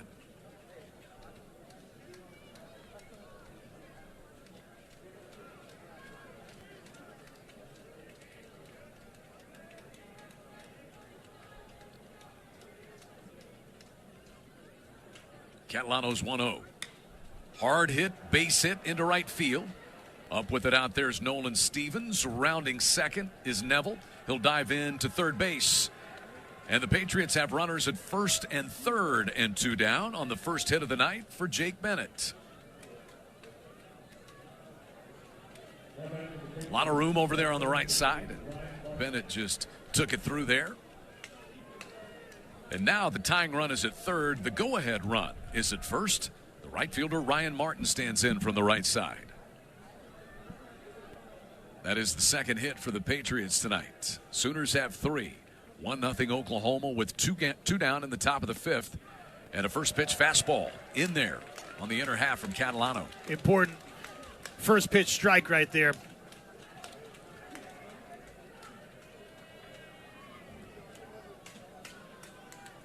Michael comes set at the chest. Kicks and deals. Swing and a miss. A fastball. Threw it past him. And it's 0-2 now to Ryan Martin. See if you could maybe get him to chase right here, or do you think about just trying to blow one past him? We'll see. Martin struck out back in the first, flied to left field in the fourth. He's 0 for 2, and he's down 0-2 against Catalano. There goes the runner from first, and the pitch is swung on and skied out into left center field. 3 players converge. It'll be the center fielder Walk who calls and makes the catch, and the inning is over. A hit batsman and a base hit. 2 more men left on the base paths by the Patriots. Sooners lead it 1-0 halfway through this one at Kimry Family Stadium. We'll move to the bottom of the 5th after this. You're listening to 1-0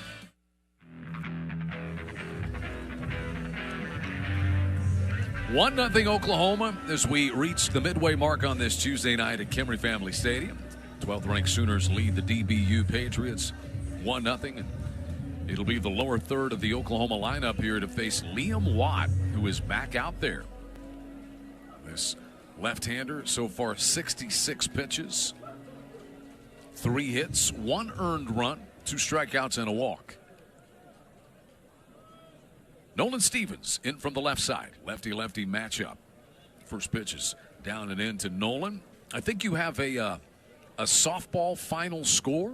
Softball playing down at North Texas in Denton tonight, the Sooners. 16-4, the final in 5 down in Denton. Oklahoma beats North Texas.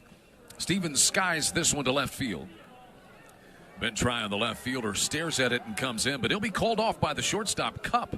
Looked like that ball almost popped out of the pocket of the glove of Dylan Cup, but he retained possession for the first out. Wound up being a much trickier play than it looked like initially off the bat. OU softball now 20-2. They've hit 91 home runs through their first 22 games. Bella Emmerling went yard twice tonight, both in the same inning, Chad. Jason Walk swings at the first pitch from Watt. How many home runs did you say? Oklahoma has 91 home runs through its first 22 games. That's 4 per game, 4+ per game. Jason Walk slashes one out into right field. Played on a bounce by Ryan Martin out there. So Jason Walk has himself a 1-out single in the 5th to try to get something started for the Sooners. And that update, by the way, from none other than the man himself, Chris Plank. Yes, George Christopher Plank providing that update. He was on hand to call it. Softball will be back here this weekend to take on Abilene Christian and Louisiana Friday, Saturday, and Sunday.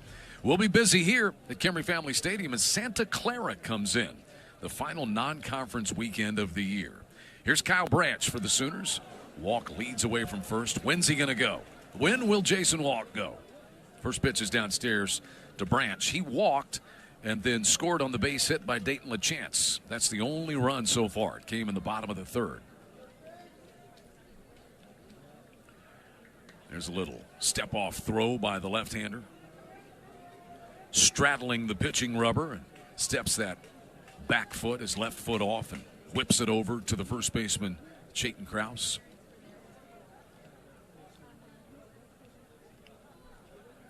There's a little more toward the A move, but not the full A move, I don't think, from Watt as he throws over one more time. Walk is 5 out of 6 in the stolen base department. Sooners as a team are 5th in the country, 40 out of 44. And there's a third throw over. And the fans will groan.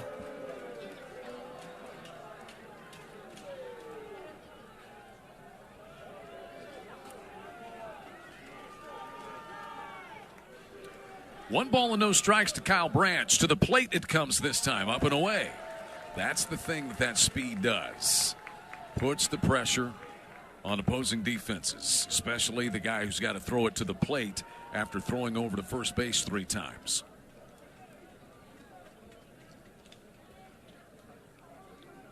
Now the 2-0 to Branch. Caught the outside edge, a fastball. And the crowd's grumbling about that.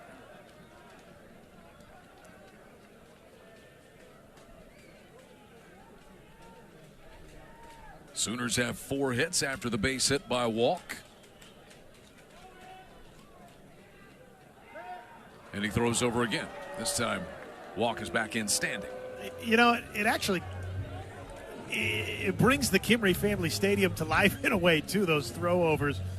Get everybody's attention, wakes you up a little bit. It's like, wait a second, we don't like that. Yeah, fans get exceedingly annoyed at throws over to first. And there's another one. That's number 5.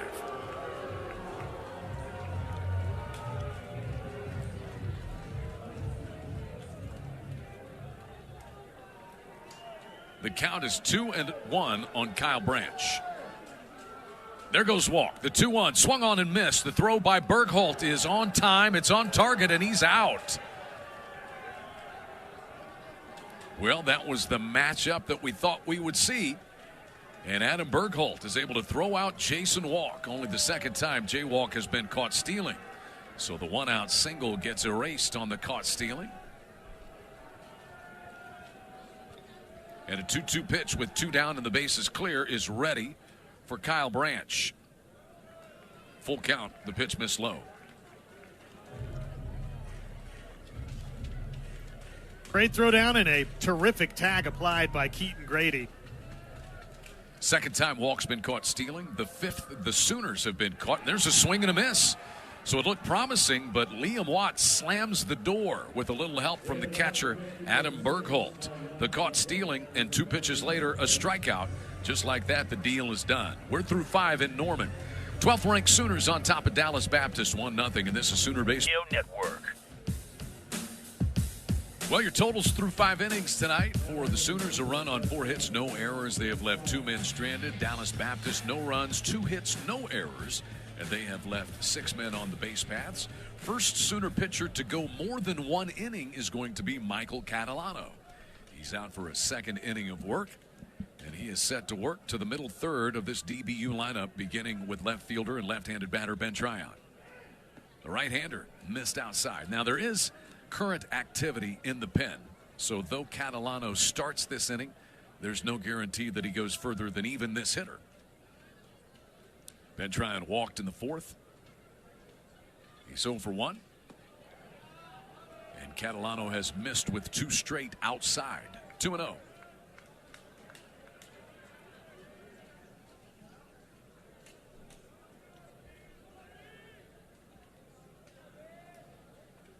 A 2-0 pitch in there for a called strike. So Skip Johnson was talking to us about trying to find a midweek starter and how it's been since like 2019 since Oklahoma had a regular guy. More than anything, that is a credit to how good Skip Johnson is as a pitching coach, as the 2-1 pitch is in there for a called strike 2, because he gets so many guys drafted. It is a challenge. You're replenishing your weekend starting rotation 3 times in the last 6 years. So then you got that trickle down effect to your midweek starter. Sooners have shifted with 3 infielders on the first base side. This one is hit right at one of them. It's the shortstop, Willits, who was playing on the second base side.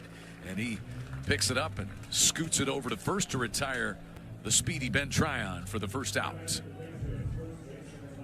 And if you don't shift, that might be a base hit. Yeah, it probably is a base hit right up the middle right there, but instead, hit right into it. And now they shift the other way with Chayton Krause up there. 3 infielders on the left side. And the right-hand batting Chayton Krause standing in 0 for 1 with a walk and a strikeout. Catalano deals a strike.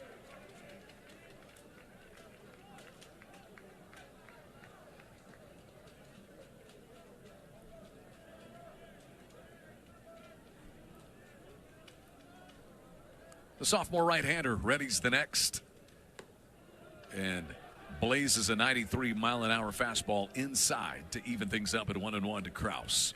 4 homers, 15 runs driven in, and a sweet mustache for Chayton Krause, at least the one that's out on the video board. As he hits this one foul back to the back screen on the first base side. That takes it to 1-2. This is the 47th meeting between these teams. Sooners lead the series 26-20. Dan Hefner has a winning record against Oklahoma since he became the head coach. There's strike 3, and Krause checked his swing on a pitch that ran in on his hands, a fastball. A strikeout there for Michael Catalano, and that's his first strikeout.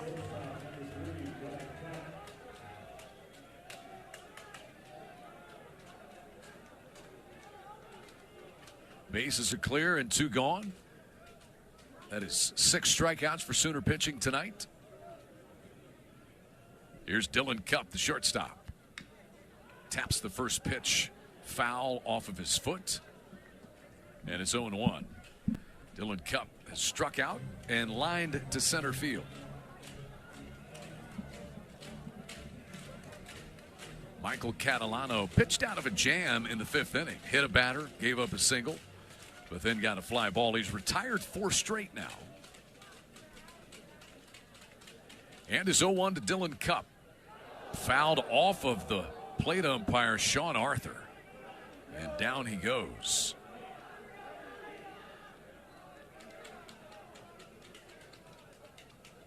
Sean Arthur is hurt after that one. He is kind of bent over. Hope that he is all right.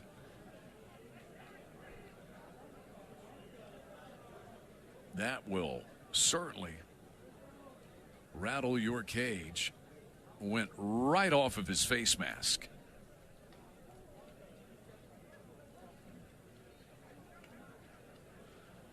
Both trainers out to check on him. Skip Johnson's out as well. Got the third base umpire, Seth Buckminster, down the line. It's kind of, there are concussion protocols just to make sure that he's okay, too. Well, it was rocketed backwards foul right off the top of that face mask. Almost right down Main Street, it looked like. Yeah, nothing the catcher or Sean Arthur could do about it. Looks like he'll be okay. A scary moment. Man. So they are going to walk him over. Scoreless inning for him with 2 strikeouts. Xander Mercurius a scoreless inning. Reed Hensley a scoreless inning. And now Michael Catalano, who has pitched 1 scoreless inning and 2/3.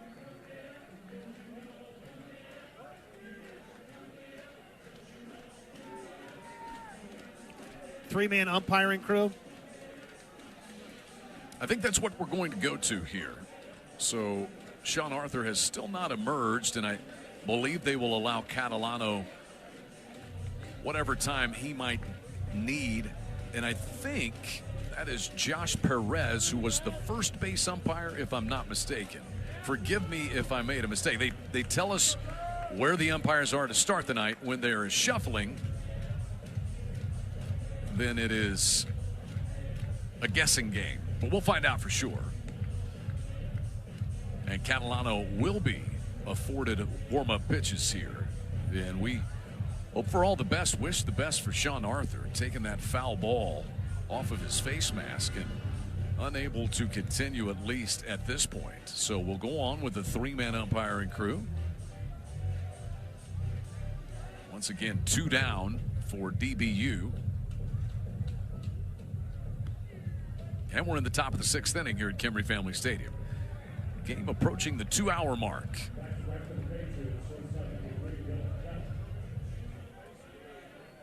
Back in there is Dylan Cupp. The count is 0-2 on him.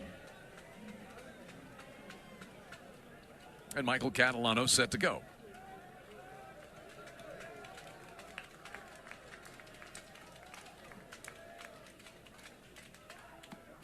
And a fastball misses outside. A ball and 2 strikes. So I'm gathering probably an 8-minute delay there to attend to our plate umpire, Sean Arthur. A ball and 2 strikes. Dylan Cupp has struck out and lined out so far tonight. And now 2-2. So that one missed away also. Still activity in the Oklahoma bullpen, though they have stopped throwing. They're just kind of milling around. And now there's some throwing. Got a left-hander. 2-2 pitch forthcoming from Catalano. Swung on and missed. So it's back-to-back strikeouts of Kraus and Cupp. And a 1-2-3 6th worked by Michael Catalano, including his first 2 strikeouts. Oklahoma leads at 1-0. We head to the bottom of inning number 6 at Kimry Family Stadium. After this, you're listening to Sooner Baseball from Learfield. Sooner lineup here in the bottom half of the 6th. Camden Johnson, then Brendan Brock, and Dayton LaChance. Lefty versus lefty. Benzer is a senior from Houston. He's a double transfer. It's a good arm. Skip Johnson said that's DBU. They'll bring guys coming 100 miles an hour out of the bullpen. But he was at Houston last year, 19 appearances, tied for the team lead. Spent his freshman season at Oklahoma State and then the last 2 seasons at Houston. His hat's come off a couple of times. He's throwing so hard. Gonna have to get him to strap that thing down as he threw a fastball past the swinging Camden Johnson, and it's 0-2 to the Sooner third baseman.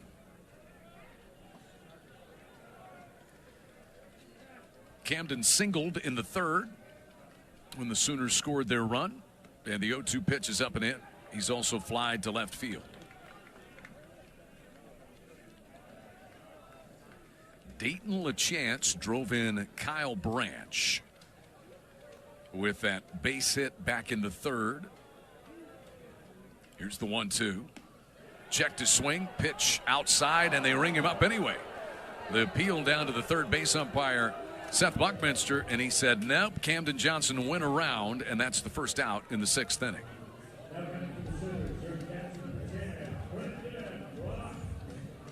It brings in Brendan Brock. That is strikeout number 4 for DBU pitching.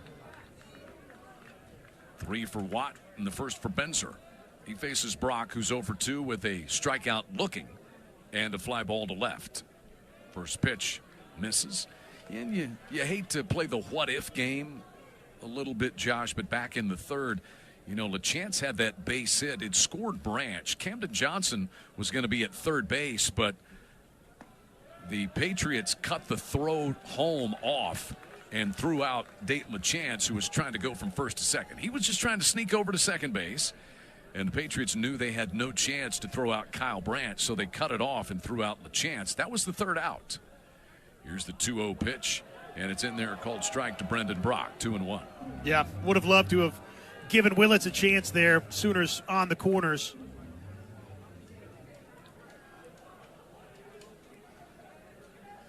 Two balls and a strike. Brock goes after that. Breaking pitch, slider. And he came up empty. So it is 2-2 now. And hindsight's 20/20. Don't have that crystal ball into the future to know all of a sudden it's a pitcher's duel getting late. Liam Watt stretches and deals, and the 2-2 is rifled foul. Out of play. That was a fastball, a little elevated. Brock had a pretty good swing at it. Brendan Brock, Josh visited with him in our pregame show tonight. 3 home runs in his last 4 games. Hits this one to center field. Wind's blowing in. And an easy jogging play for the center fielder Underhill in right center field for the second out. Base is empty and 2 away. And here's the man who drove in the lone run of this game back in the 3rd inning. That's first baseman Dayton LaChance. Be a great time to find his first power surge of this season. Create just that little bit extra bit of separation for OU. Left-hander out of the stretch position, and LaChance fouls it up and over. 0-1. Batting .368, LaChance has driven in 14 runs in 12 games so far.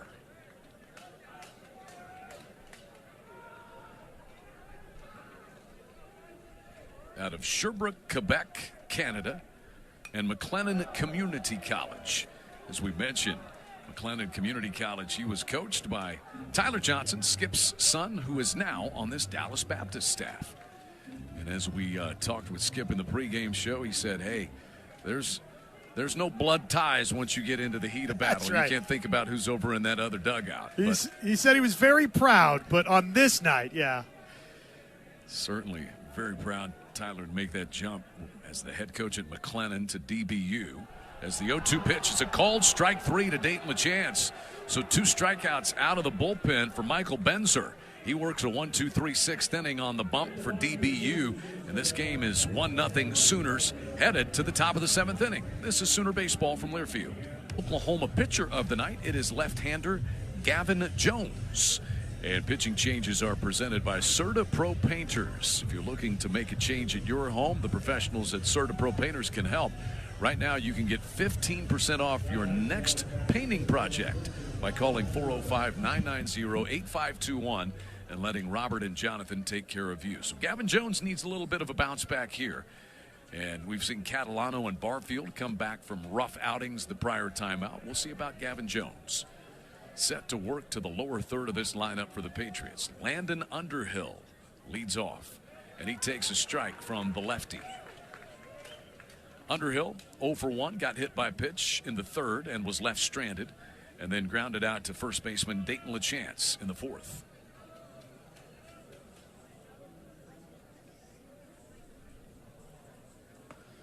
Jones rockets a fastball in there at 95 miles an hour on the inner half, and it's 0-2.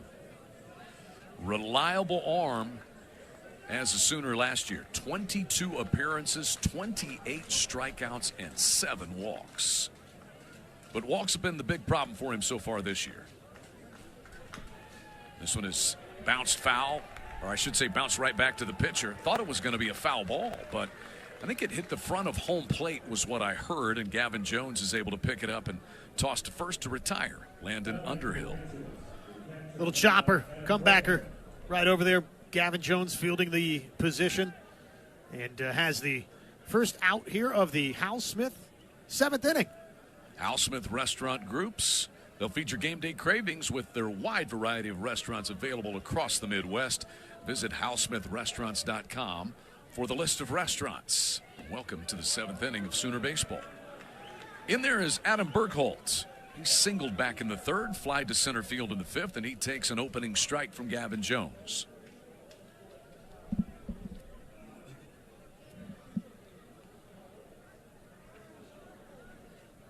The 0-1. Had a look at it, down and away. A ball and a strike on Adam Bergholtz.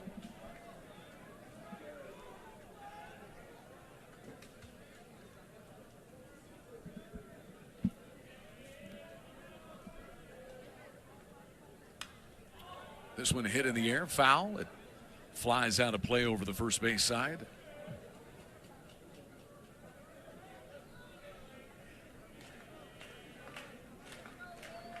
One ball and 2 strikes to the Dallas Baptist catcher, Adam Bergholtz. Third baseman Cooper Neville will follow. Gavin Jones ready. And the 1-2. Little bit low. Man, that was close. Not quite. Trying to paint that outside corner at the knees. Nearly found it. Gavin Jones Jr. out of White Oak, Texas. McLennan Community College. And the man who coached him there is over in the DBU dugout. There's a swing and a miss by Bergholt. He may have gotten a piece of that one. It's hung on to one way or the other by Brendan Brock, the Sooner catcher. 2 down in the 7th inning.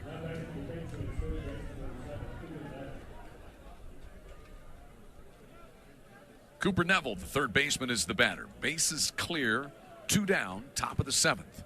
1-0 Oklahoma leads Dallas Baptist. Neville fouled out to the left fielder Trey Gamble in the 3rd, then got hit by pitch and was left stranded in the 5th inning. And Gavin Jones is ready to work. This is the Gavin Jones that we have seen in a Sooner uniform, Josh. Agreed. Looks like the Gavin Jones we saw a year ago. 96-mile-an-hour fastball. Left-hander deals. And a little bit late on a fastball, Neville fouls it out of play. 0-2 the count to the DBU third baseman and number 9 batter.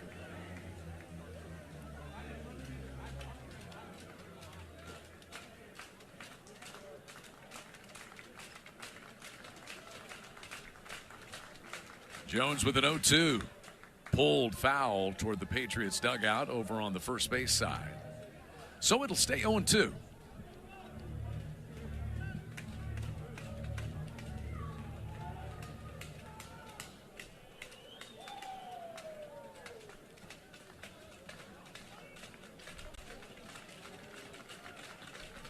Jones readies another 0-2, and that one is fouled off as well. Off came the batting cap of Cooper Neville as well. Not sure how that happened.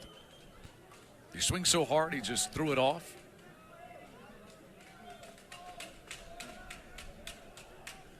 I'm not sure. Yeah, I'll get another look at it here in a second. I don't know that he swung all the way around and wrapped the bat off of his cap. I don't know. He's ready, though. Digs back in. 0-2 remains the count.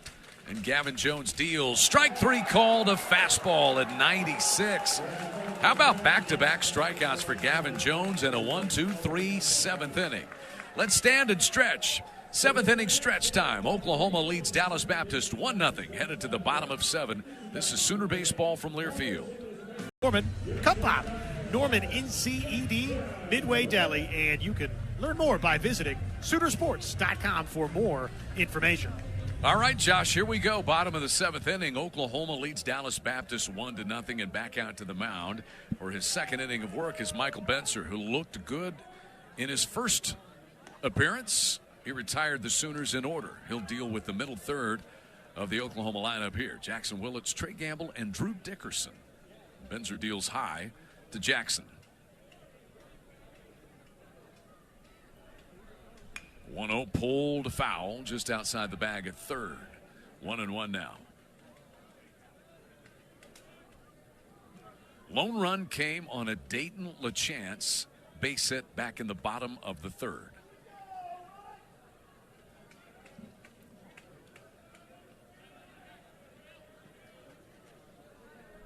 The Sooners have had just one base runner since that time. This one is rifled down the right field line. A fair ball inside the line. Into the foul corner it goes. Up with it is Ryan Martin, but Jackson Willits cruises into second with a leadoff double to start the Sooners' 7th inning. Boy, that's exactly what you're looking for here, trying to find some insurance late. And how about an extra base knock from Willits that really a pretty good job in that corner out there and right to keep that from being 3 bags. It is double number 5 for Jackson Willits, tied for the team lead. So he is at second to start the 7th inning. And here's Trey Gamble. See how Benzer reacts with a base runner here. Gamble shows bunt, takes the pitch, and it's outside.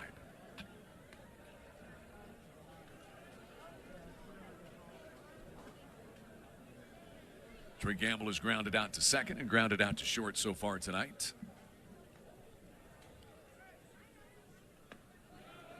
The 1-0 is in there. Took something off of that one. Dealing a strike on the inner half. 1-1 on Gamble.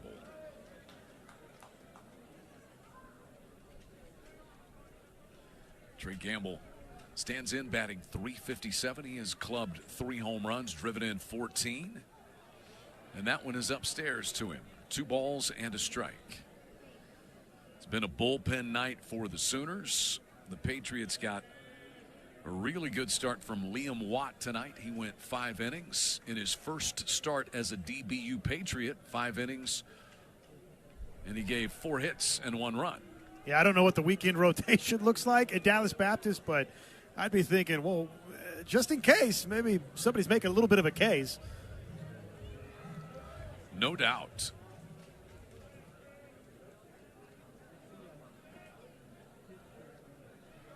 Two balls and a strike to Gamble. See if he's still thinking bunt. He is not. He's thinking take outside, and it's now 3-1.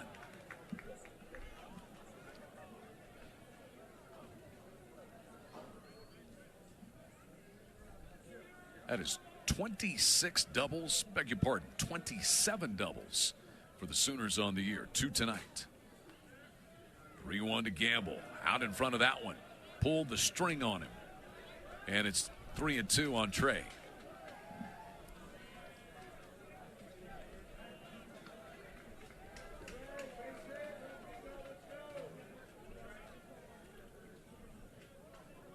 Michael Benzer, the payoff upstairs, ball 4. So Trey Gamble has walked for the 12th time this year and the 61st time in 2 seasons as an Oklahoma Sooner. Drew 49 walks last year. And Oklahoma is in business to do business here. The first 2 men have reached in the bottom of the 7th inning. Time called. Adam Bergholt's going to go out for a chat with Benzer. Yeah, Gamble's not the guy typically you're going to get to climb the ladder there. He is patient. Sooner Baseball is brought to you in part by Riverwind Casino. Their gaming floor has nearly 3,000 of your favorite games, complemented by a variety of bars, restaurants, and the best live music in the metro. It's no surprise that Riverwind Casino is the official entertainment destination of OU Athletics. Meeting is broken up. There was no mound visit. It was just the catcher, Bergholt, with all of the infielders out there. And the Sooner base runners, Willits and Gamble, visiting with Sooner offensive coordinator Reggie Willits. And now it looks like Dan Hefner is going to come out and make a DBU pitching change. So the first 2 men have reached off Michael Benzer here in the bottom of the 7th inning. And haven't seen the bullpen door open, but it's going to at some point because Benzer's walking to the dugout. So we'll see a new pitcher coming on for DBU. Sooners with 2 men aboard and nobody out in the bottom of the 7th and leading Dallas Baptist 1-0. Pitching change time at Kemry Family Stadium. You're listening to Sooner Baseball from Learfield. Oklahoma Athletics is proud to partner with the industry that shares the values that makes our state great. Grit, determination, teamwork. Those words describe Sooner Nation and the people who produce the energy we need to make our modern lives go. We welcome our new energy partners from all across our great state and appreciate the essential work they do to keep our economy and our state strong. Because when our energy partners and athletics come together, Oklahoma wins. Oklahoma Energy Partners is powered by Mewborn Oil, energy for a better tomorrow. Patterson UTI, energizing progress. Gore Nitrogen, quality without question. Williams Energy, experience powers us. Plains All-American Pipeline. Plains moves the energy that powers the modern world. Devon Energy, commitment runs deep. And by OG&E, we energize life.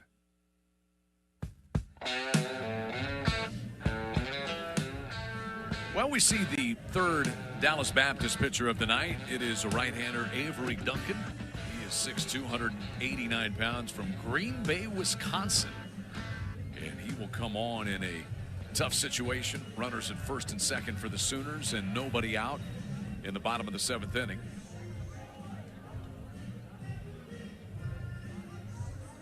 Trying to put out the flames. Oklahoma trying to find a late crooked number here to find the first real separation tonight. It's been a surprising, if you thought it was a midweek runs fest, it's been a pitcher's duel. So that is now 7 pitching changes total.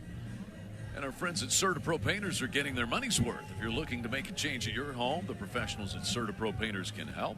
You can get 15% off your next interior or exterior project by calling 405-990-8521 and letting Robert and Jonathan take care of you.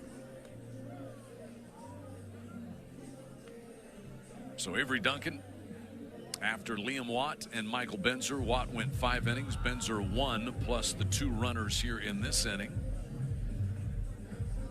Avery Duncan, second season at DBU, 11 relief appearances a season ago. Fastball slider type of a guy as he completes his warm-up tosses. And Drew Dickerson has an opportunity for the Sooners. The DH and right-handed hitter doubled back in the second. He grounded to third base in the fourth.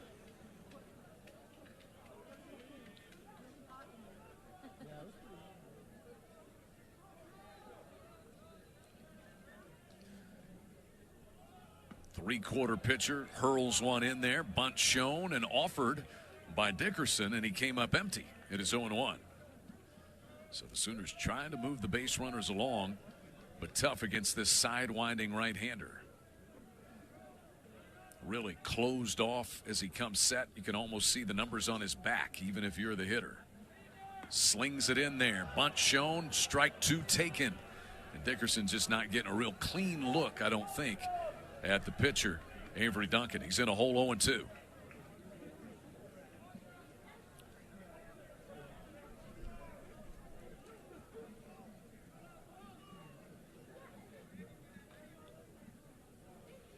The 0-2 swung on and missed.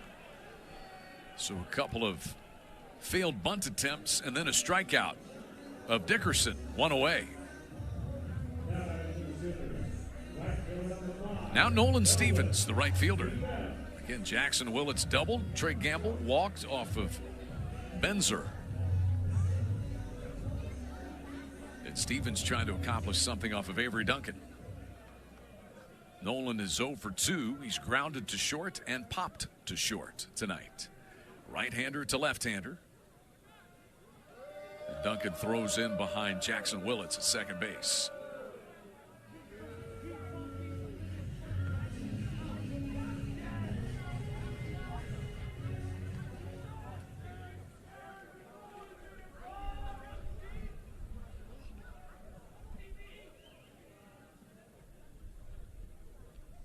Duncan whips this one inside, and so the count is 1-0.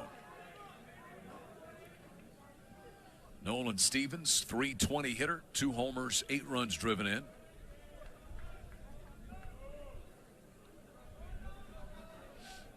Native of Elk Grove, California, Mississippi State transfer. This pitch is outside from Duncan. Nolan's brother Grant is OU pitching development coach after his career as a Sooner. And Nolan himself also pitched as a freshman at Mississippi State. But it's full-time bats these days. And the 2-0 pitch to him, swung on and missed.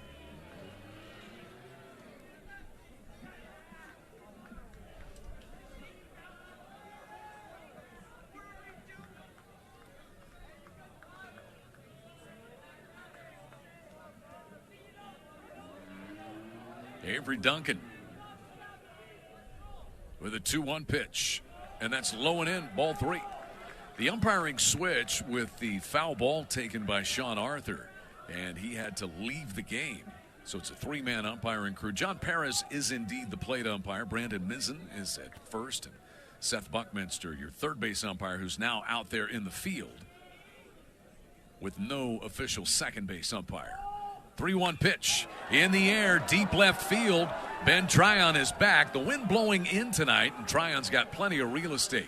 He'll make the catch right at the beginning of the warning track out there. Again, the wind's blowing in from the north. It's due north at probably 10 to 15 miles per hour.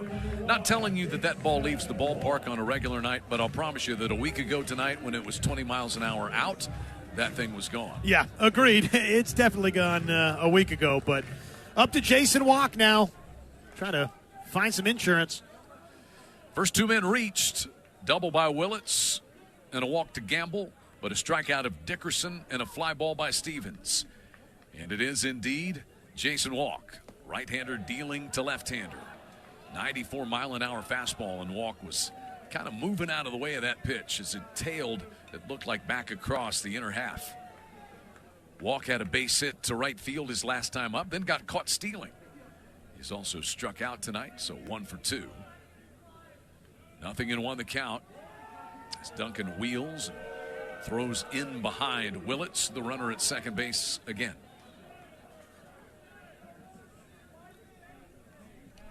1-0 Oklahoma on top in the bottom of the 7th inning. Lone run came on a Dayton LaChance base hit in the bottom of the 3rd. And again, Duncan throws in behind Willits.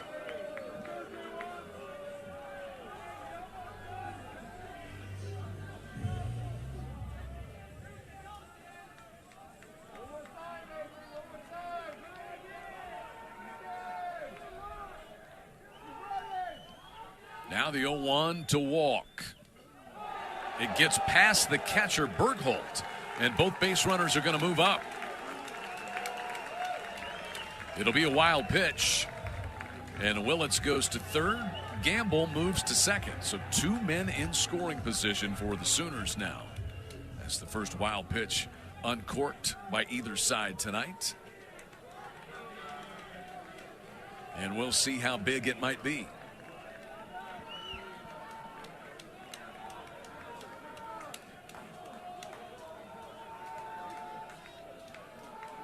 One and one to Jason Walk. Way outside with that one. 2 balls and a strike. First base open. Kyle Branch on deck. And a 2-1 count on Walk.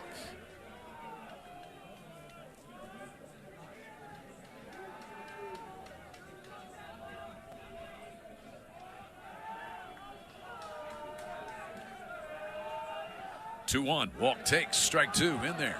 Took something off that one. And 2 balls and 2 strikes. Good looking breaker. And Reggie Willits calls Jason Walk over.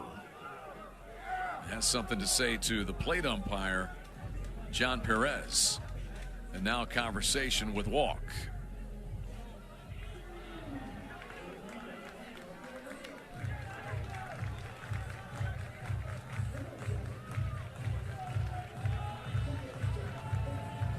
Brandon Perez marking down that timeout for the visit. Walk digs back in. 2 balls, 2 strikes, 2 outs, 2 on.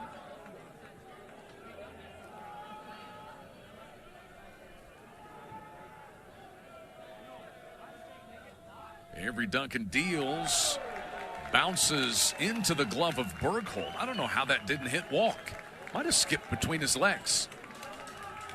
At any rate, it's ball 3.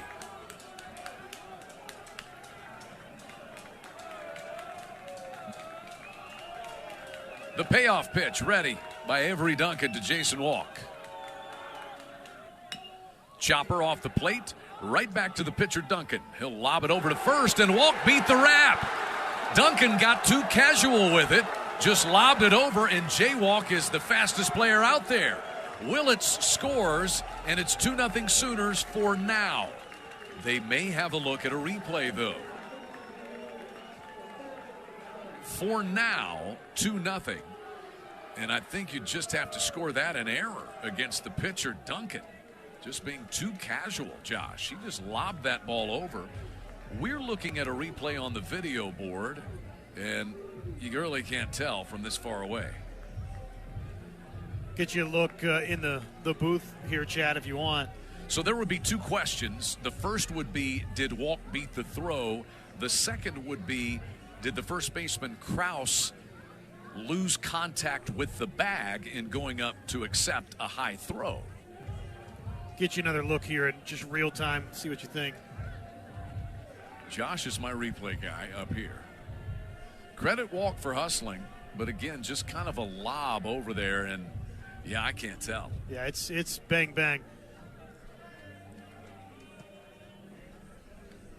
And obviously, they ruled him safe, so that's advantage Oklahoma, but we'll see.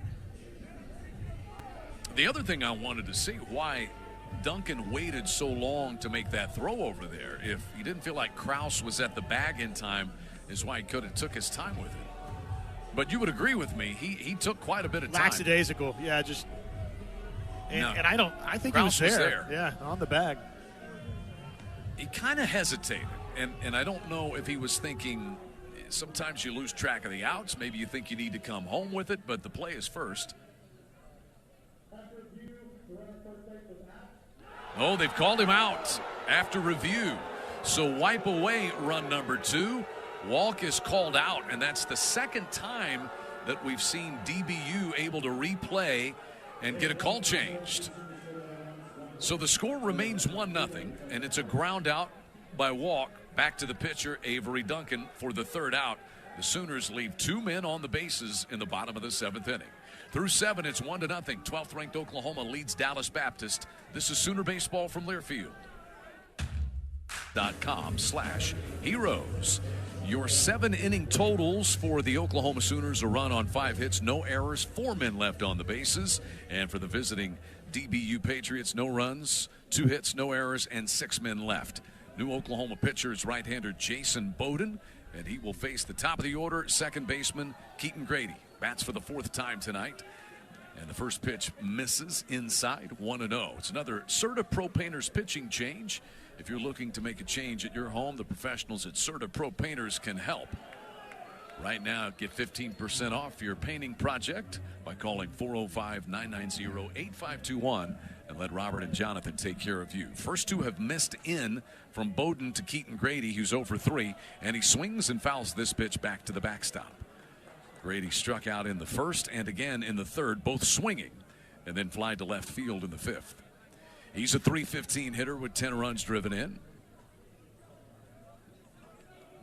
And the right-hander Jason Bowden, another one of those reliable guys out of the bullpen. Fastball is swung on and missed. Bowden, 31 relief appearances a season ago, was the 2nd most in the SEC. 2 balls and 2 strikes to Keaton Grady. And he fouls this one off, keeps the at-bat alive. Fouled it down into the turf and then off of his foot. Good little pre-SEC audition perhaps for Bowden on, hey, could you be the go hold it for us late in the ball game guy? Certainly appears he has that kind of stuff. 2-2 pitch again. One hopper picked up by the second baseman Branch. Over to first he goes for the first out. Good job battling back, fell behind 2-0 there, and gets the ground ball. Jason Bowden, the Orange Texas junior, transferred from Texas A&M, spent 2024 there and only made a couple of appearances, then was just a huge part of things for the Sooners in their NCAA tournament trip last year with those 31 appearances. This pitch misses up and in to Jake Bennett, the DH. He's 1 for 3 at a base hit in the 5th inning. One of only 2 hits for DBU so far tonight.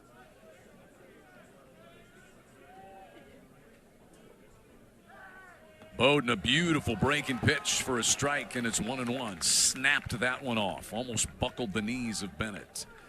Bennett, a tough hitter. Those 6 home runs, 14 runs driven in, and a .327 hitter.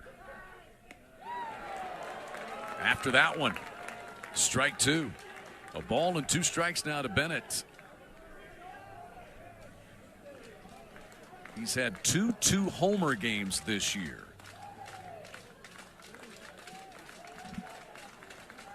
One-two pitch. Chopper slowly to the left side. Third baseman Johnson on and over to first. What a play.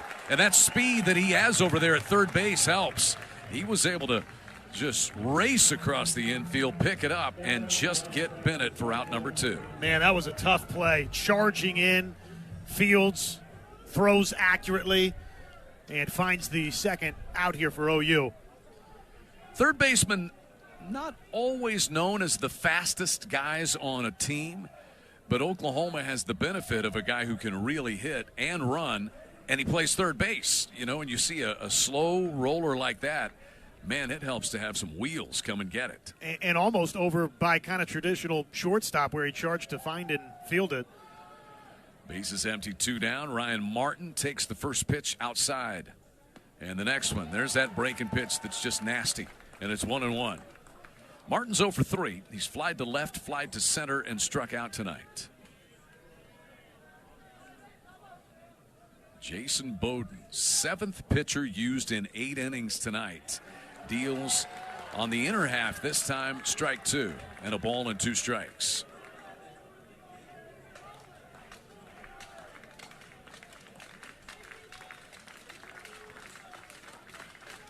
The 1-2 pulled to the left side.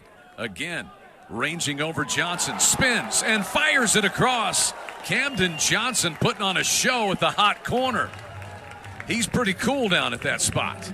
He's able to retire Bennett racing in and Martin racing across for the final 2 outs in the 8th inning. Bottom of the 8th coming your way from Kimmery Family Stadium in Norman, where it's number 12 Oklahoma 1, Dallas Baptist nothing. This is Sooner Baseball from Learfield.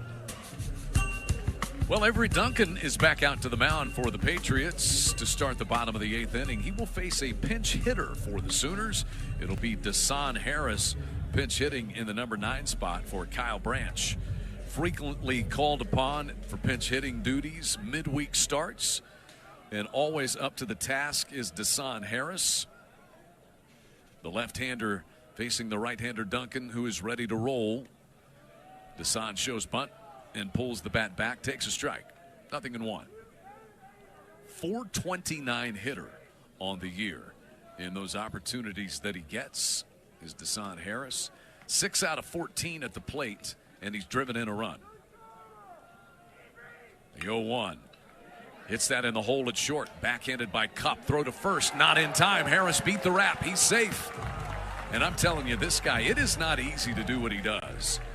You don't know if you're going to be in the lineup every day, and he's a great teammate who, whatever is needed of him, he provides it. He beats that out at first base for the 6th Sooner hit. Tough play there for the shortstop Cup. And Kraus couldn't hang on to that baseball at first, and I don't know, do you think he beats the throw even if he hangs on to the baseball? I do. I think he's safe anyway. So here is the leadoff man, Camden Johnson, who made 2 spectacular plays for the final 2 outs down at third base in the top half of this 8th inning. Harris runs well. He dives back in on throw over.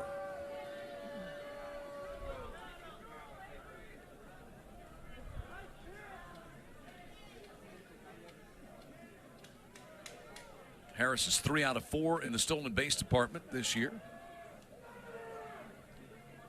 Took about 3 hard steps towards second and then pumped the brakes as the pitch missed outside to Camden Johnson.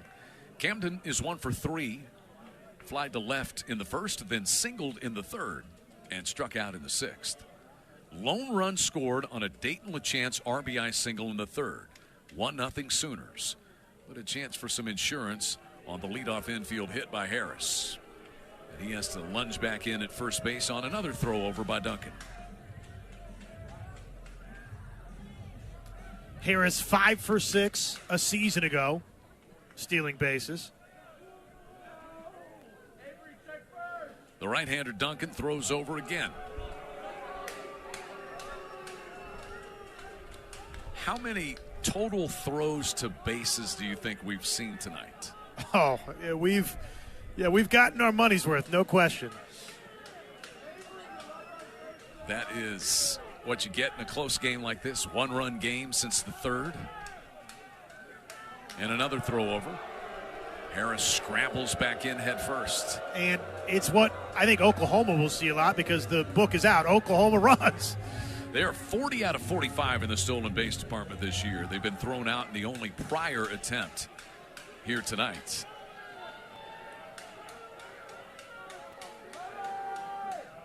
Took a big step, stopped, and the pitch is low and in. The catcher Bergholt had difficulty locating that ball. Popped out of his glove and then was just kind of sitting underneath him. And the count here is 2-0 on Camden Johnson. And Harris, just that little hesitation. Is this the right pitch to go on? If he had taken off, he's got second base right there.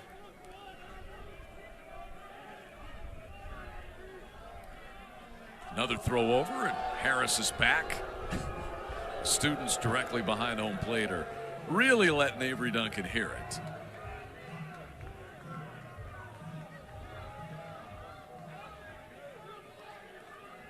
Two balls, no strikes to Camden Johnson, who's batting .359. Show and bunt, takes this pitch for a strike.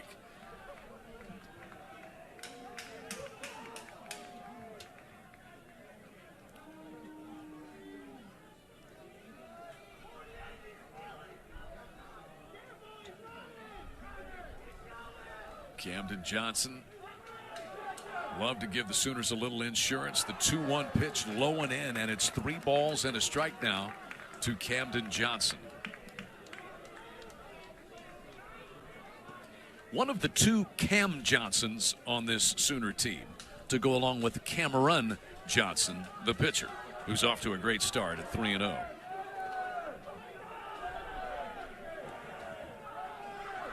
Duncan throws over again. Harris is back. With all respect to Camden Johnson, who's been fantastic, Cameron Johnson was here first, so I think he gets the Cam Johnson. He gets official Cam Johnson honors. I think so.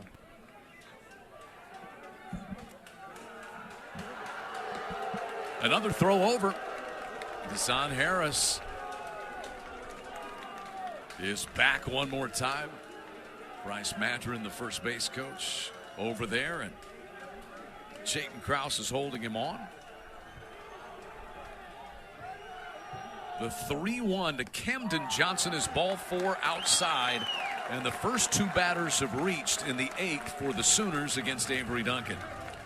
And here comes a dangerous bat. It is Brendan Brock. He's homered in 3 of his last 4 games and leads the Sooners with 4 home runs on the year. There has been some activity for quite some time out in the DBU bullpen. Now the umpires shift. They got to shift because they're down to a 3-man crew.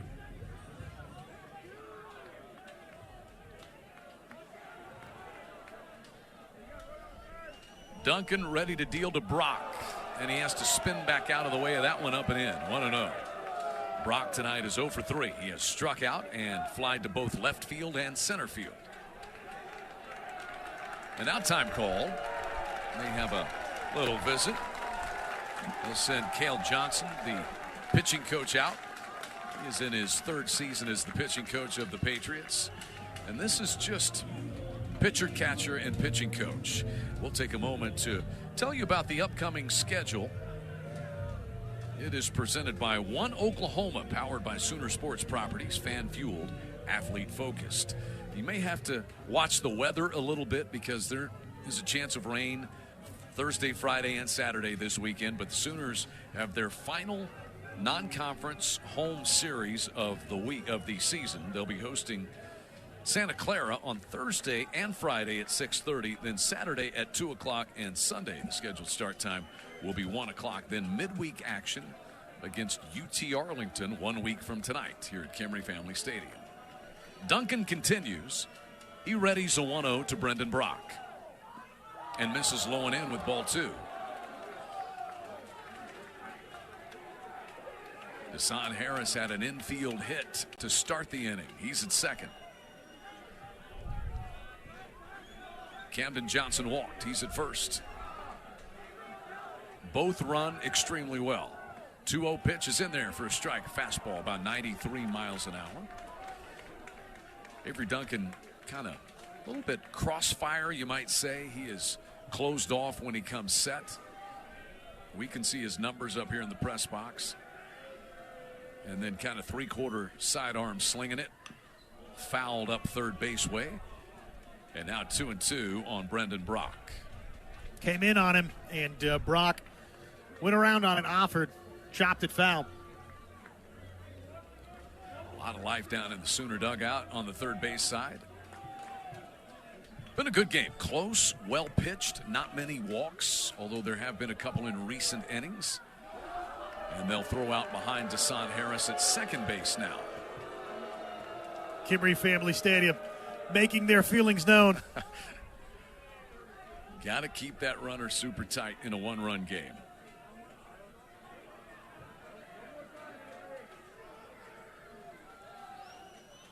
2-2 to Brock.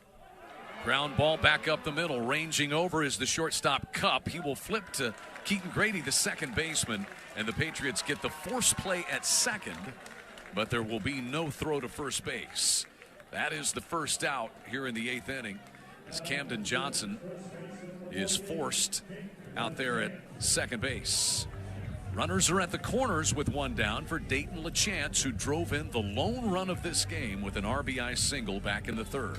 Fly ball that's deep enough right here would be a welcome sight for Oklahoma.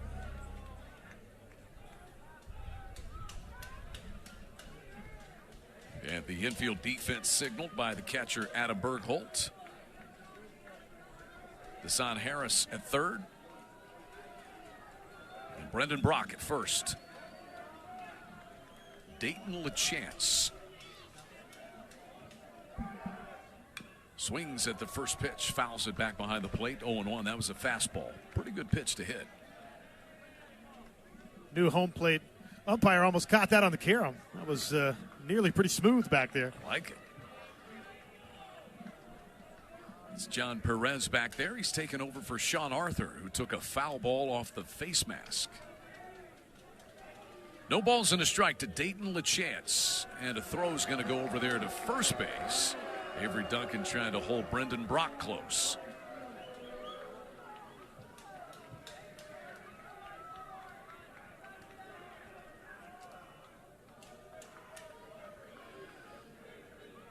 Duncan's 0-1 to LaChance. Pulled foul to the Sooner dugout on the third base side. 0-2 now. Jackson Willits waits in the on-deck circle with one out.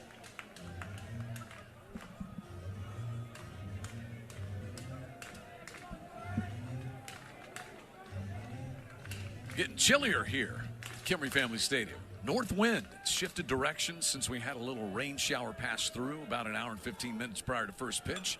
This pitch is shot into center field. Should score the run. Harris is going to tag at third. And Dayton LaChance has driven in both Sooner runs tonight. This one is a sacrifice fly to center field that scores Deshaun Harris, who reached on an infield single. And the Sooners lead 2-0. Now, Brendan Brock had taken off from first base with the pitch. He has to go back to second, but Oklahoma doubles its lead 2-0. That's a really nice at-bat right there from LaChance. Gets down in the count, but still does his job. Gets the fly ball, gets the sacrifice fly, and some insurance much needed on the board for OU. So with the runner at first and 2 down, Willits will bat left-handed against the right-handed pitcher Duncan. And there's a throw to first to hold Brendan Brock close.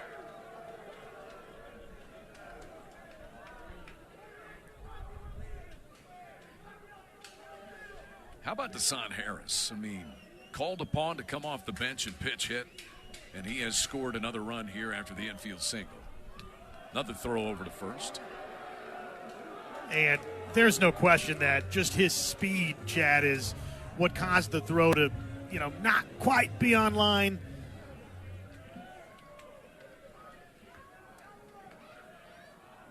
Jackson Willits had a double back in the 7th inning. He's 1 for 3 tonight. This pitch he takes inside. That's a fastball.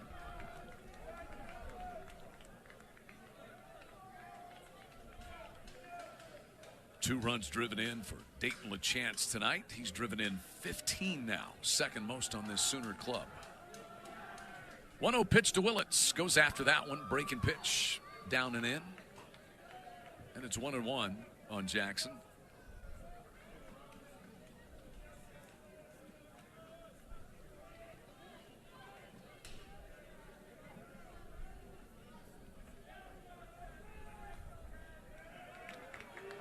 Again, Brock is chased back in on that throw over.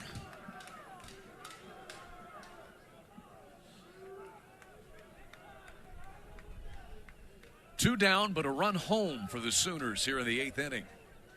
1-1 pitch to Jackson Willits. That one is blocked by the catcher, Bergholt. It was low and in also. Now 2 balls and a strike.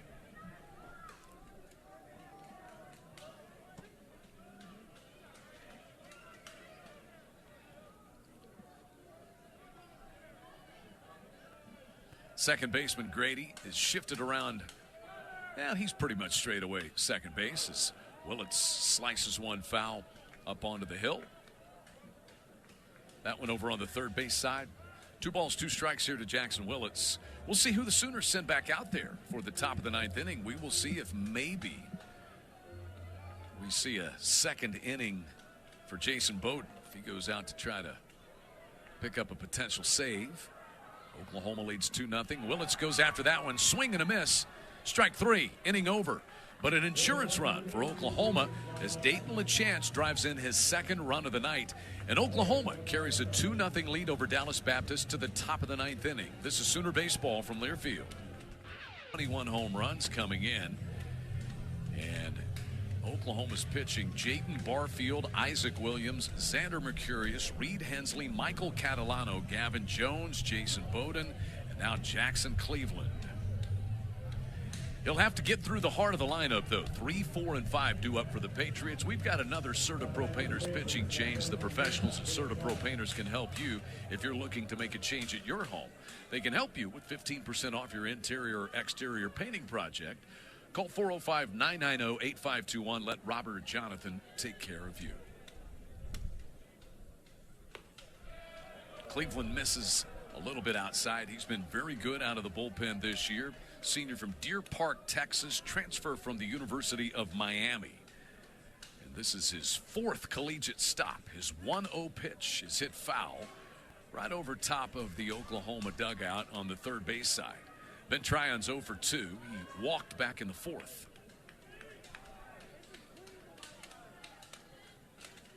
Patriots have had 7 base runners tonight. 2 hits. 1-1. Ground ball base hit. That's going to get on out into right center field for a base hit. Oklahoma's got Uriah Walters now playing out there at second base as Desan Harris pinch hit and scored a run. He's now playing right field. So it is Uriah Wallace playing second base for Kyle Branch, for whom Desan Harris pinch hit. Harris is now out in right field.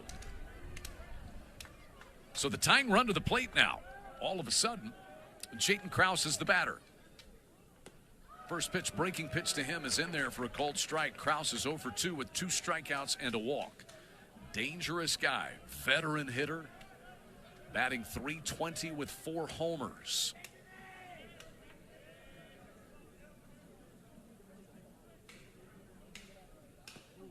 And the 1-0 fastball misses in. Oklahoma defensively, Chad, has him shifted, trying to play him to pull it to the third base side of the second base bag.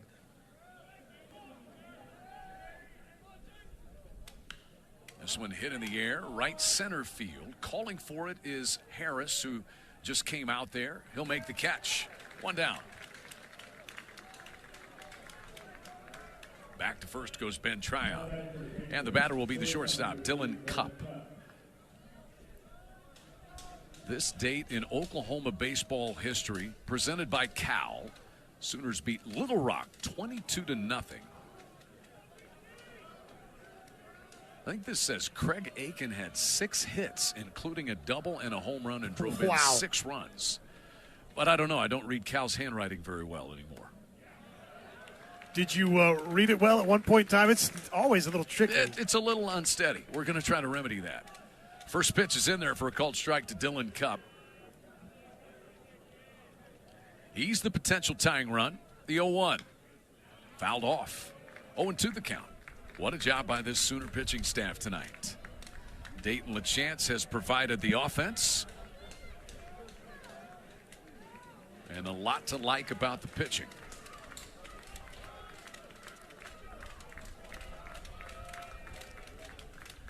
Here's the 0-2. Fastball at 95, misses up and in.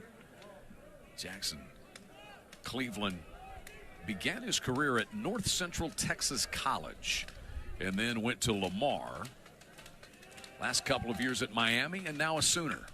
And this one is hit in the air, foul. Wind's going to blow this one well out of play. A rare north wind tonight. And that one breezes out past the hill on the first base side, out of play.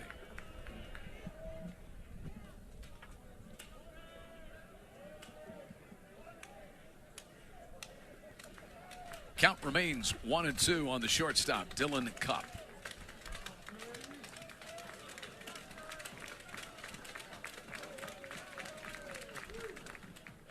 Breaking pitch is low, blocked by Brendan Brock, and the count goes to 2-2.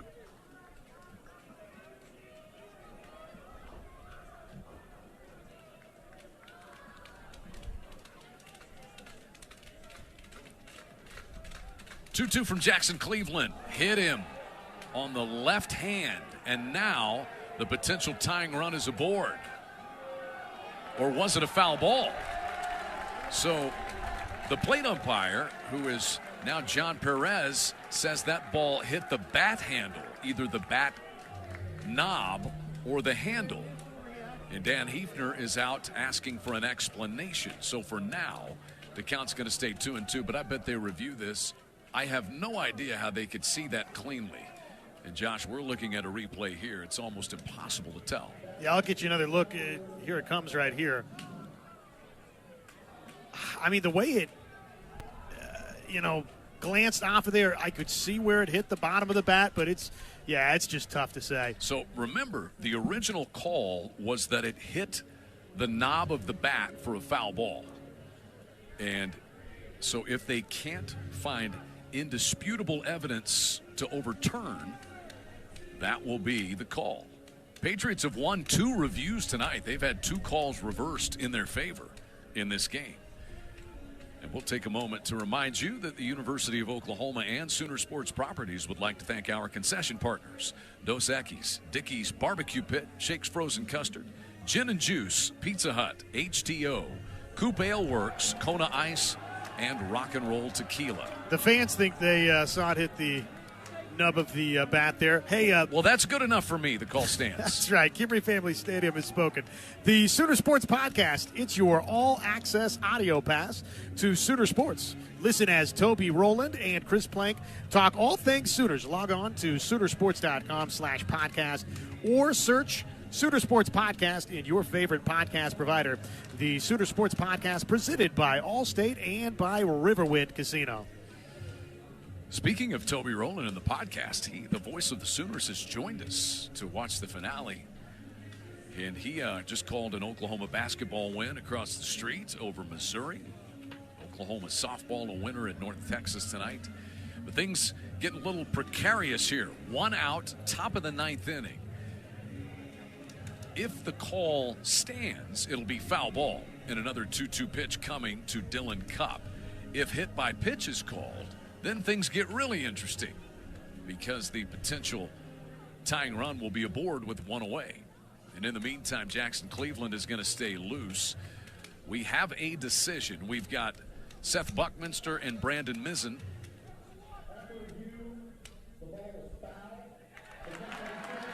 It is a foul ball, and the count will be 2-2. That was a McIntyre Law review. McIntyre Law connect with their team of award-winning Oklahoma personal injury attorneys.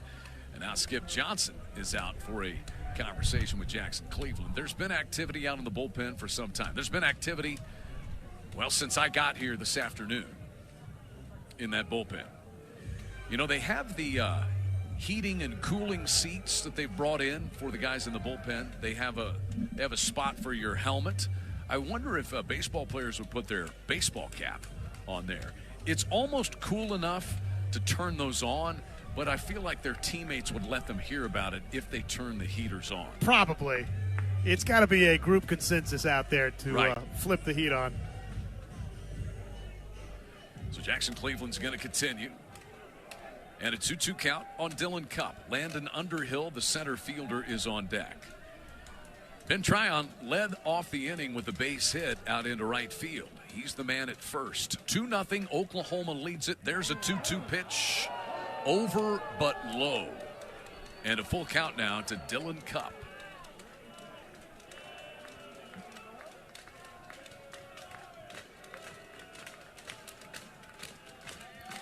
Payoff pitch from Jackson Cleveland to Dylan Cupp, headed home. Ball 4 outside.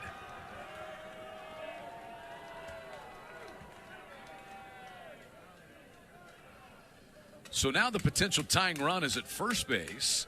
And the batter is going to be Landon Underhill, the center fielder. He is a left-handed batter. And he's 0 for 2. He was hit by a pitch back in the third.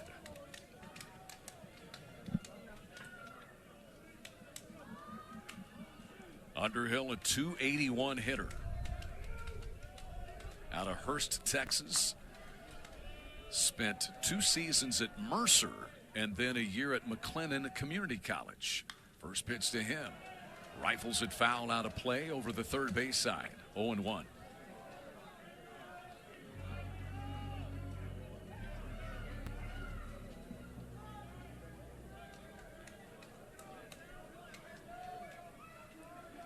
These two teams are scheduled to meet again on April the 6th down at DBU. There is a strike pumped in there, 92 miles an hour, and it's 0-2. That'd be a fun one. DBU and OU. This has become such a good rivalry over the years. But the Sooners slated to go down there and play at Horner Ballpark. Here's the 0-2 pitch to Underhill. Strike 3 called. A fastball outside corner, 2 down.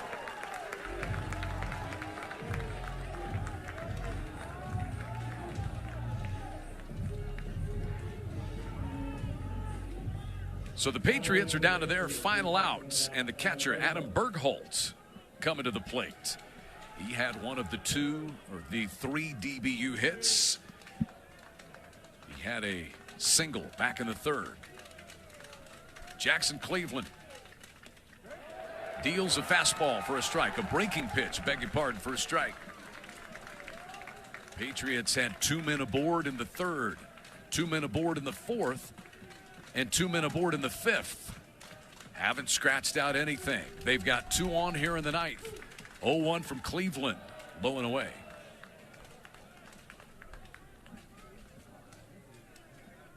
All 6 of those runners left stranded that I mentioned. Previously, 3 times the Patriots had 2 men on and left them. Cleveland's 1-1.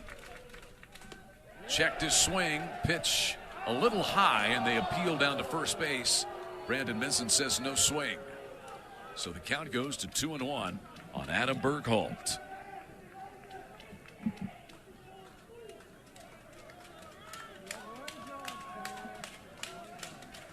Ben Tryon is the runner at second. Dylan Cupp is at first. Here's the 2-1. Fastball strike 2. Count is all square now with 2 men on and 2 men out. Sooners lead 2-0. Looking for the final out. Crowd rising to their feet at Kimry Family Stadium.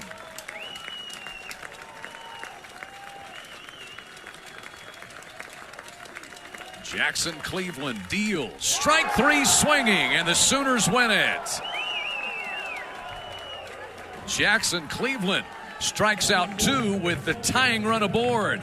And Oklahoma wins it 2-0 in a low-scoring affair at Kimry Family Stadium. Oklahoma improves to 11-2 on the season. Dallas Baptist falls to 8-5 as Oklahoma wins 2-0.